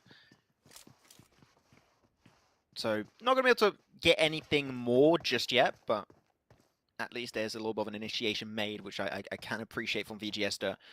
I love their late game so much, really. I rarely say that I love a play from a team in this game. Like I really say the play is perfect or everything, but when I say I enjoy a play, I think that Virtual Gaming had a really good attempt to finish off Game 5 yesterday. They stumbled towards the finish line versus MZR. Very unfortunately so. There was a little bit of terrain advantage not really going their way, but I think the Virtual Gaming is a team that has so much real potential, but it's like any other team, right? They just need time to grow, use this competitive experience to get up there. I do not know if this would be a team that if they made it into PMPL Africa would do great. So maybe this is a little bit early for them, but I think that they have a really strong base to start off from. So I would like to see it. Flashbang goes out though. And again, the surprise to Andrex, but he was not in range from the flashbang, so he will not be able to get flashed away. But at least they have the information onto Andrex that has, sadly enough, DK, no first stage to play with. That is quite unfortunate, but I mean, I gotta agree with everything that you just said about the players here from Virtual, right? It is definitely they've definitely been showing some fantastic mindsets coming into these games, right? Sometimes it works out fantastically, other times almost. But definitely there's a lot, there's a really strong foundation that has been laid already by them, and you know, with a little bit of honing, they could become a very, very tough team. Yeah. By the way, guys, I want to try a little bit of a social experiment right now with chat on YouTube. If you guys hear us right now, spam 1, okay, please, because it would look really bad if we did that troll at the start of the show and actually there was really no audio, and they'll be like, "Hi, well, we still can't hear you." So, put 1 in the chat, guys, who can hear us. Like that, we will be safe going into the game. Otherwise, we'll try and get that fixed ASAP. We'll see how things are going to pan out. I mean, that'll be. We'll see, of course. Hopefully, it will be the case. Well, I could answer that for you. Ooh, tell me. But it's fine. We'll wait for the interaction. We'll wait for the interaction. Okay, Pharaoh spotted out, but luckily enough, we'll be able to make it out of the range of Palucci, so he'll be good to go. I didn't even open my minimap. There's a little bit of action happening actually in apartments next to school, so that should be a fight that we could potentially move on later on because you've got Umbra taking the fight versus. Oh, actually, another team that got himself 2 wins, so they're going to be taking that fight towards teams only. So interesting to see how that's going to go. Social Gaming, boom, in the car they go. Not interested in taking this fight any further, losing already debt, so this is not worth it for them. But here we go. This is the fight that could mean so much at the top of the table. Yeah, it could definitely mean quite a bit coming through. Now, who will be the one to close it out? Umbra. Oh, looking to bring in even more points. Wow. And with that, yep, they outplayed. Teams outplayed. And ooh, that was... They didn't even take that much damage either. So that was a really good push coming in from the side of Umbra. They were not messing around on that push. Like, they just took a billy and just rushed at the door. Like, FBI open up, and they made that building theirs. Good stuff, though, from Umbra. I knew they had a little bit of a... They stumbled a little bit at the start of the day, I think it's fair to say. I think they got, what was it, a 14th place or something close to that? At least they did that game itself a 0 placement point game, so, you know what, a little bit of an improvement here into apartment itself, so good stuff from the boys of Umbra. Though, we're starting to see their gap, reduce pretty significantly, DK, I would say. They had, what was it, almost a 20-point lead on second place at the start of the day. It got reduced to a very, very small amount, just a few point difference. So they're making sure that they are still seen as the lobby leader after that fight, so good on them. Yeah, but definitely starting off the match like that is a good one for Umbra, and I could maybe see them holding on to that position a little while longer, but it is not going to be as easy as it was coming into today. We did see quite a few teams stepping it out as we've been progressing through these matches, and I mean, we had the super young stars also bringing in some absolutely fantastic plays in today's matches, but now it's down to what the teams are going to do in this current position, right? Because we don't have the players from SYR, Super Young Stars, participating in this match. So it could be that opportunity for Umbra now to rake in a few points and just solidify the lead that they have. But, I mean, looking at how the teams have been progressing, how they've been jumping, they could be in a little bit of danger, especially with the players from Team Unique, who we see currently positioned all the way over in towards Pachinki. That is not a bad setup currently in the zone. Yeah, not a bad setup is DROGONS. I am loving it. Normally it's a good position in general, but for DROGONS in specifically is a team that I have the impression is not willing to go for positions like this sometimes, so this is good. You can scout. I'm hoping to see a 2-2 split, 2 places to the east, 2 places to the west, or a 3-1 split if you want, that's fine. As long as you're respectful of teams that come your way if that's the case. And it seems like that's the case. They're sending 2 players over to the east, 2 players to the west. Boom. Scouting initiation is now set up. Get the intel. You're pretty central on the circle, so phase 2 you should still be in there if you're lucky. So yeah, DROGONS might be looking for a good game this time around to close off day 2. Other than that, a lot of teams at North are finally initiating their rotation. Team Somalia's moving in. Team... Oh wait. Recalcitrant is North, which I was not ready. I don't know if you mentioned that at one point. I was just like, wait a second. This is not normal. I've never seen this. Yeah, it is a little bit of a change up going through, but I think it's a healthy change. You know, you can't get too stagnant in your kind of approaches, and we do see teams really trying out a few different things here. Of course, the players there from 21st also going to be venturing towards that bridge, waiting to see where the zone's going to pop. We got Unique now also moving out of Pachinki with the zone just entering up a little bit further down towards the south. Lag actually find themselves already set up in center zone. So this could be a really strong compound as we now see the players there from Aphelion Apex also come strolling on through onto that coastline. Yeah, Aphelion Apex got to be careful here. Lag, especially where low is, they got so many angles that... I don't know if that was intentional from Blisson. I don't think it was, but unlucky rubber ducky. And low saw that and he's like, oh, I might just try and close the gap a little bit. Kargin, not the best long-range weapon. Could work out if you want to try if you want, perhaps, but not efficient at that type of range. That's definitely not what M249 is meant to be used.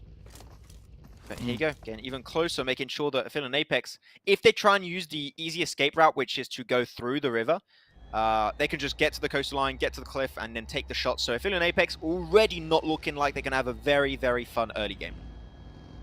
Yeah, it is going to be relatively tough, especially if you fall off. There's no way getting back up. Well, depending, of course, on where the zone shifts, you could also just swim towards that side, but that could be quite the costly rotation.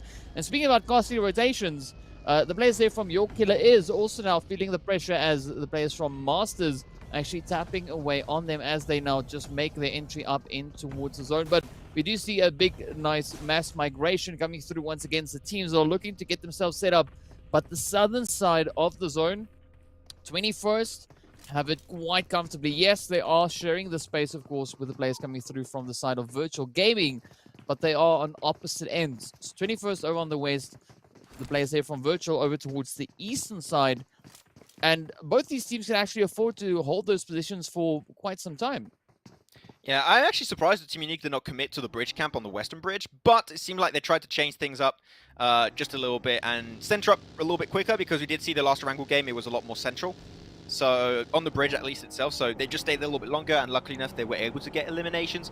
Here they're like, yeah, we don't really see the value, sure we might get a few more eliminations, but we want to play Central Circle instead, so I do like that reactiveness coming out from Unique. As the gap is going closed, Magic, a team that you mentioned, would like to see get a good performance this time around, are getting a little bit closer towards box. So you've got to be careful. Unique might lose a player here or there if they are not careful about how they hold northern box hilltop, because that could be a little bit tricky for them. As they're actually getting closer towards Harry Potter Hills, and Winky's getting... he's crossing the road, so okay. That is real... I don't know if I would say confidence, or is just unaware how aggressive of a push that was! Ooh. You don't want to do that, Pez. That's not good. Ooh. Some devastating hit though for Unique. I mean, they knocked Sleek out as well. He got taken down by our own nade, and oh, up comes Unique though. Winky looking to close up. He's in the process now. Winky on the opposite end sends one out. Oh, that Molly almost finding the point. But this is a good show of aggression coming in from Unique. Now Magic really being put on the back foot. No, but not the again! pressure's on another one. Stop it! I hate this! Why are we here? Just to suffer? Oh, man. Hey, this is, when your biggest enemy is yourself, you know that things are going wrong on PUBG Mobile. Nice try on the nade, trying to clear up positions, no flashbang. Could have helped them out a little bit. But one player's already up, just got to peek around the angle. 2, 3 players made it upstairs, and now it's full on engaged. There's no way you can escape that one. Magic instantly losing 2 more players, only 1 currently remains.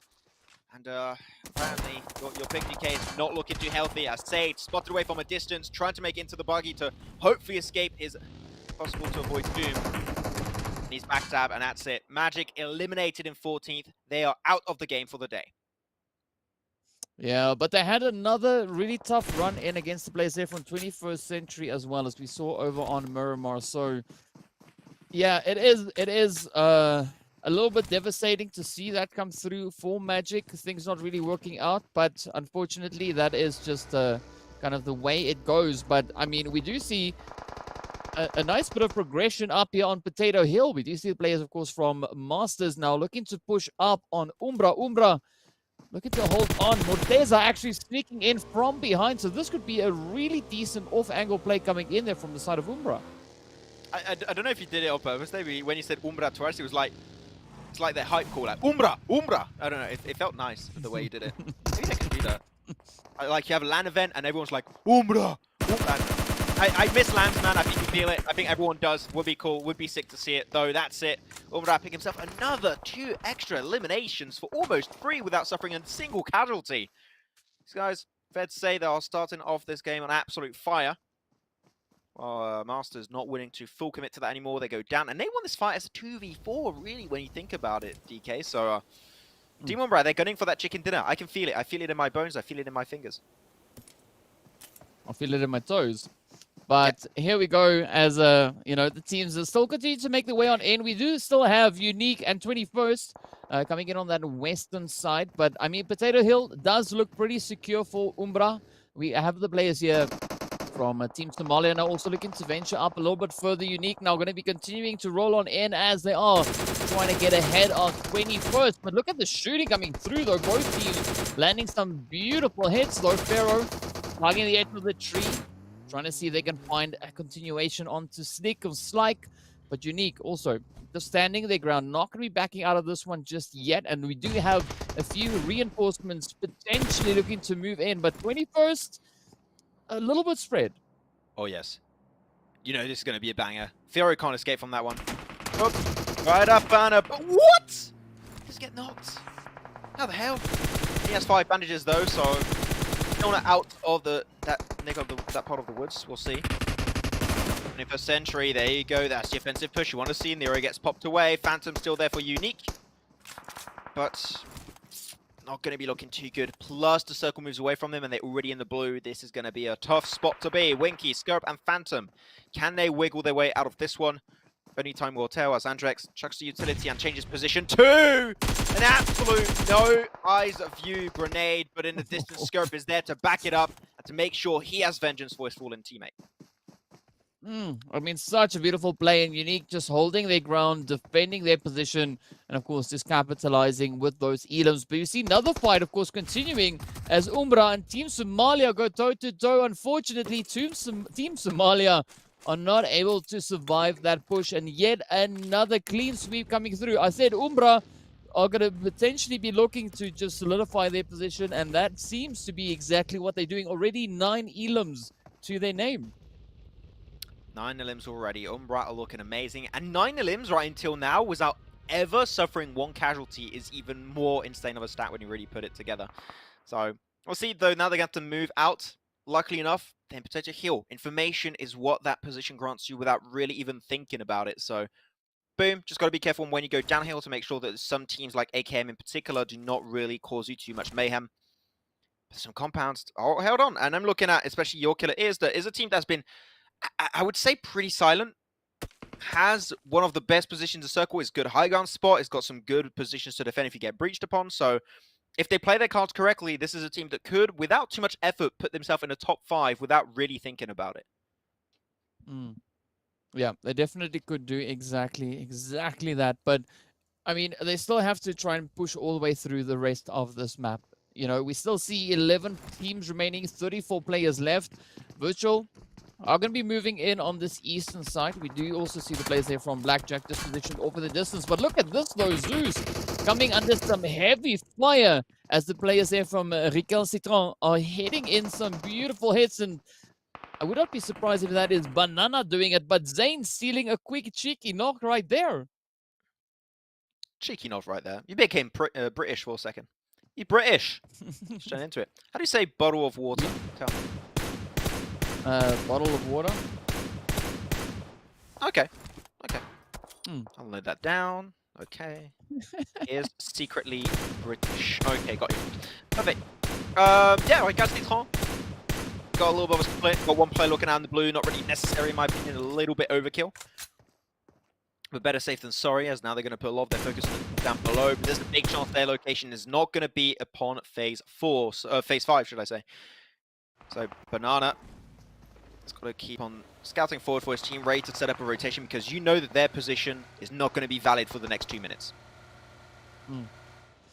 Yeah, I mean, Recalcitrant have an interesting play to make, but we'll see how that kind of comes together once this next pop comes through. But Zane will continue now to try and tap away at the players there from the side of Virtual. Virtual are trying to fight on both fronts, going up against Blackjack on the one side, with Recalcitrant holding on to the high ground there, and of course Umbra slowly creeping their way around the zone, just trying to see if they could maybe just play that northern side a little while longer. Of course, we also have the players there from Your Killer is now positioned smack dab in the zone, as well as AKM. So this is going to be, this could very well be the game now for Umbra, because they are in zone. We've got the other two on the approach, Wasted and PRZ also making that rush. But yeah, it's gonna be interesting to see what Umbra does with this position.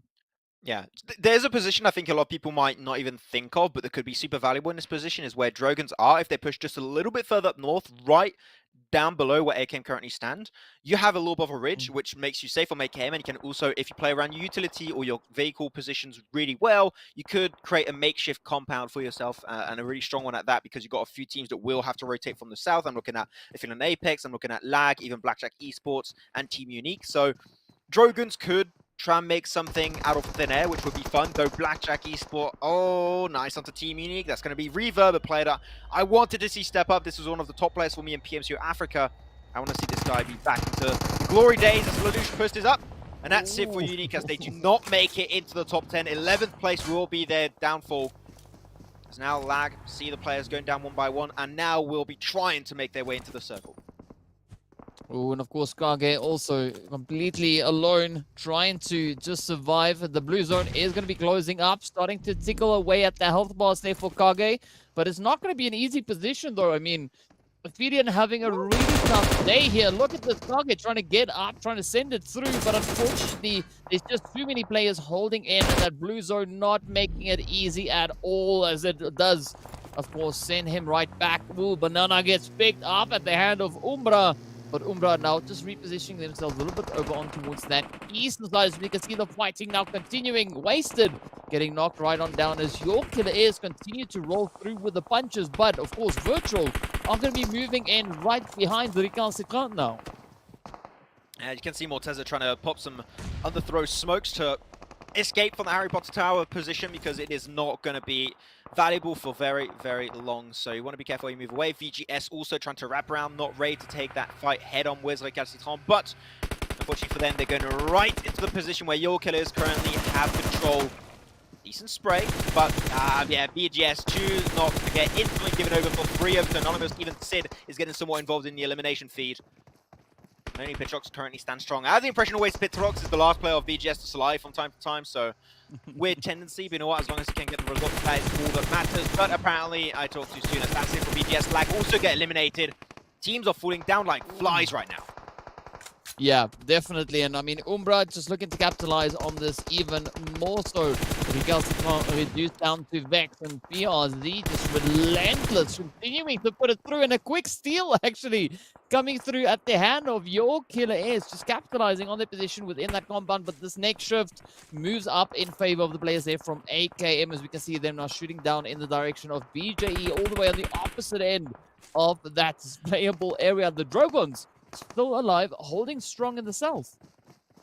Yeah, not fully committing to the position I mentioned. I think they maybe could have gone a little bit further, but you know what? I will take it. There's at least one player superior that is playing that position, which I'm okay with.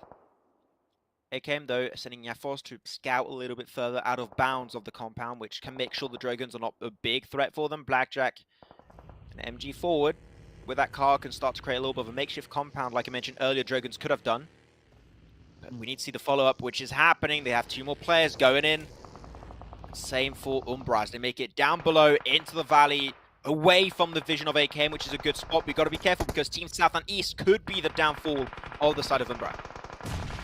Oh, Shadowin actually having a beautiful angle onto the place there from your killer is, but up comes those rushes now. Oh, Hasbot getting shot down. He goes. Anonymous now trying to roll on through as well, but Umbra looking absolutely phenomenal. Blackjack taking that southern position, but they got to be careful because the DROGONS are right behind them. The smoke's now being deployed as Umbra continues to push on forward. As TRZ gets picked up as Reverb comes lasering through, but up comes a fantastic nade. What?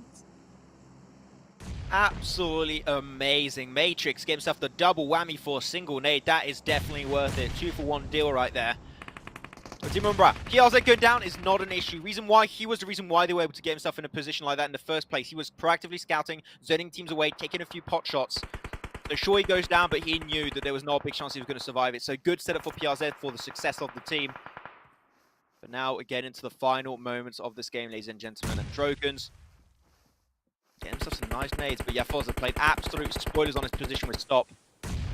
They're just on the brink of death. One elimination plus one extra knock onto Superior from the nade. Once again, a 2-to-1 deal. And only Matrix is there to stand tall versus the threat of AKM.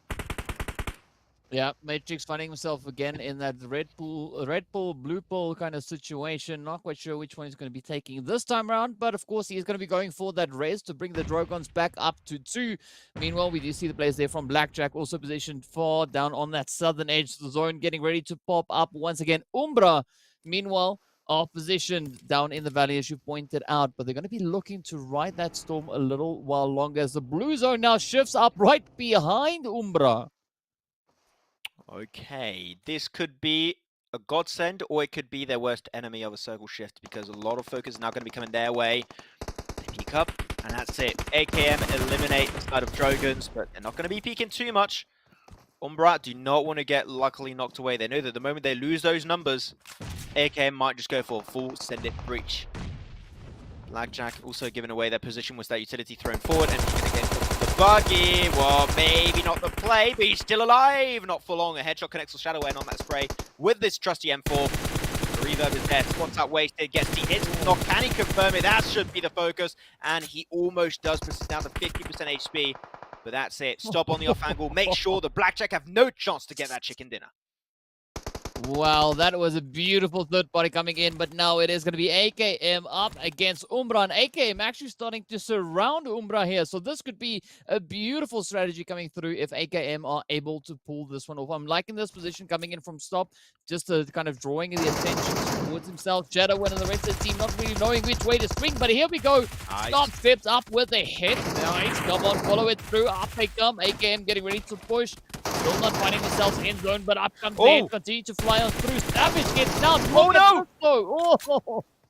Oh man, the top two fraggers of day one here are absolutely popping the hell off. Pick himself a 2v4. 2 knocks, 1 elimination confirmed. The circle though, that is the tough one. Why he's going for the rest? Can they maybe reposition to one of the trees over to the east? If they can make it happen, it would be so good, because there will be no escape for AKM. Down below. There you go, confirm that kill. Yeah, Foz, no way out of that one. The first hit does connect. B gets knocked again! And Umbra are giving no room to the side of the... Oh, no, okay, well, I didn't even have time to build it up. But that's it. Umbra secure himself their very third chicken dinner in this PMPL Africa Qualifier 2022 spring. And in dominant fashion, they win the 2v4 DK. What a... You can't... Don't have a better way to close off day 2 here. No, what better way to do it? I mean, Umbra bringing in an absolutely boss level play. That was just insane. And they finished off with like 16 eliminations to their name. Now, this is the kind of Umbra we saw coming in on day 1 on that first match as well. And, you know, the first match they finished off on 14, so they even bested their performance we saw them coming through with in that first game. So absolutely beautiful, beautiful play. I mean, I was asking beforehand, will we see a repeat play coming through from Umbra? And boy, they stepped up, they delivered and brought in an absolutely fantastic chicken. Yeah, I'm happy for Blackjack personally. Blackjack was my prediction coming into this game, and they're able to get himself, what was that, 8, 9 eliminations in this game, and a good potential finish. They were outnumbered pretty severely, and they had like the worst position once hitting that top 3, so nice try. Unfortunately, not able to get himself to that chicken dinner, but that's fine. We just wanted to see them close off the day on a high note, which is exactly what they do. But we're going to look at the match rankings, see exactly how many points were truly taken home by some of these squads. And on the first page, going to be able to see, of course, the Umbra, as you said, that 16 elimination on that game, plus the 15 points of the chicken dinner, 31 points. I believe this is our first 30-point bomb of the tournament, which is always a memorable moment to keep in mind. Yeah, definitely one for the books there. And I mean, wow, Umbra just bringing in a next level play, but a good performance coming in there from Blackjack as well, securing themselves that second place finish, coming in with the grand total of those 19 points. And it is going to do them some justice on the overall leaderboard. Of course, AKM also bringing it in, coming in with that 18 points alongside Your Killer Is, who finished on 12. So definitely we see our top 5 teams, DROGONS, even 10 points on board, double digits, and they really dialed in their gameplay much better right in this last Erangel game. Yeah, DROGONS don't falter as much as what we saw in day 1, which is always a clear improvement in my opinion. Though, onto the second page, see where the teams that currently stand who did have a little bit of a harsher time. And we're seeing teams like Aphelion Apex that have been falling away. Seems Outplayed, you know what, they had a really good start of the day, so I cannot complain too much. Bad games happen from time to time, so no big issue on that side, at least for me. Virtual Gaming, I would have loved to see a little bit more to end off the day, but yeah, the big ones for me is Aphelion Apex. Not their day. Not their day at all here, DK, unfortunately. Yeah, and it's quite unfortunate that they're having an off day on the second last day of play. So, you know, if it was yesterday, it would have been fine. But, I mean, it is quite devastating seeing that happen today. So, if they're looking to bring any improvements in tomorrow, I'm not quite sure whether or not that is going to be capable, because the difference in points is there's quite a bit of a gap now starting to develop here. Yeah, adjustments can be made, but is it going to be enough to really make up for those point gaps? That's the big question mark that we're going to have, right? And unfortunately, we can look at the other rankings in just a few seconds' time, normally, I hope at least. And Yeah, I think that if you're on the third page at the end of today, things are going to be a little bit too tricky to go for. I think the overall rankings are ready, so we're going to be looking at those right now. 117 points for Team Umbra Mm. after 7 matches played. That is a statement and a half here, DK, and it seemed like they're going to be the untouchable team heading into tomorrow, because even in the bad day, that means looking at 8th place, you got teams Outplayed, which would qualify as the top 10 teams, 56 points. Team Umbra could get a 0-point day, and I'm pretty damn sure they would still qualify into the PMPL Africa. Yeah, I have to agree with you on that one. I don't think we're going to see Team Umbra not qualify, right? I think they're pretty secure in their slot, and I mean, tomorrow's going to be quite an interesting day for them. But now, as we look at the rest of the teams, we do see the players there from Super Young Stars also now creeping up into that second position. I mean, we do have some interesting changes coming through. If we look at, for instance, the players there from Super Young Stars, they started off the day all the way in 17th position with only 16 points to their name. So that has already been quite the jump coming in from them. Team Unique, also, they started up in 1st place, moving to 3. Good advance coming in from them. Blackjack also securing themselves a position, at least for now, in the top 10. Grind having a little bit of a tough day if we look at the movement that has come through. But of course, also AKM just improving their position a little bit further up. Seems Outplay also making an absolutely beautiful jump. As we saw, they started the day off in 21st position and now right up there on the 1st page. But this is where the pressure is going to be tomorrow, right? The team's position on the 2nd page, your favorite page, they're going to have to defend this with everything they've got. Yeah, the pressure is definitely on the 2nd page here, DK. Zero Tolerance Skills currently serving as the limit to enter PMPL Africa 2022 Spring. With 54 points, got himself a 7-point lead onto next level. And it's fair to say that a 7-point lead means absolutely nothing heading into tomorrow's games. If you're playing 3 or 4 games, it doesn't really matter. 7 points can easily be secured in one individual game. So next level, Recalcitrant Team, Team Lagmaster Esports, Team Somalia, RTG Esports still have a very, very clear shot to make it up there. Even some of the teams I would say at the top of the 3rd page could still make it up there, but we're going to need to have a really big change of pace if they want that to initially happen. So we'll see, of course, that talking about 3rd page, let's move over to there right now to see exactly how much some of these teams need to deal with. And as you guys know, we did mention it a little bit earlier, but quick recap for the people that were not here. Rila Insider, after not following the rules in the rulebook, have been disqualified from this PMPL Africa Qualifier. So that is why they do have 0 games played and 0 points. But then that means at the bottom, Exodus, Raise Clan could still make it, but when you start getting towards DROGONS and below, that is where the lead that has been lost for them is going to be a little bit too significant. So they can still make it. Even your Killer Is could still technically make it in top 10, but they're going to have to need the best data we've ever seen from an individual team. They're going to have to pull something very similar to Team Umbra, which, seeing how they performed so far, seems extremely, extremely unlikely. Yeah, I mean, like currently there's only 34 points differentiating or separating rather 23rd place and 10th place, right? So Yeah. it doesn't seem like a lot of points because it isn't a lot of points, right? One good match, like for instance what Umbra had just now, or the other chickens we saw come through the rest of the day, could really allow for any of these teams to still make a jump up. But not only one chicken, they have to try and bring that in consistently. So tomorrow is going to be the hardest day. The teams will have to really get down, dig deep for it if they are looking to push themselves not only onto the 2nd page, but potentially even onto the 1st page.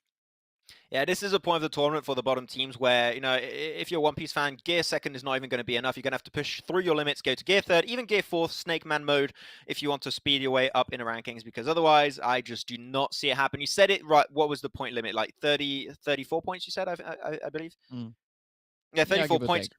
Not a lot maybe for some of the top teams, but a lot for teams that have not been able to show us consistency, true consistency. Sure, they might have a good game here and there, but if they're not able to do that over the course of a few games, then I do not see them make it into PMPL Africa. And once again, PMPL Africa, you got some big names over in that tournament. So if you're not if you're very, very inconsistent compared to teams that already qualified by default in that tournament, you are going to get smacked on top of the head. So it's not going to be a fun one, but man, DK, I can't wait for tomorrow. Tomorrow's going to be an absolute insane day, and I cannot wait to jump into that one. It's going to be absolute insanity. Any finishing words before we close it off? No, I just gotta say, I really can't wait to see what tomorrow brings. Best of luck to all the teams. I mean, get rested. Be sure to come back tomorrow just with your A game, and of course, yeah, who knows what the battlefield will hold.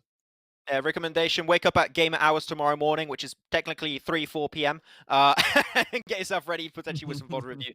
VOD review always can help you out and try and fix those little issues before heading into tomorrow's games. Tomorrow is going to be the final day here for the PMPL Africa Qualifier 2022 Spring. You definitely don't want to miss out on which will be the top teams to make it to the next stage. My name was Max, man. Join with DK. Absolute pleasure to bring you the action as always. And we'll see you tomorrow for another day of PMPL Qualifier.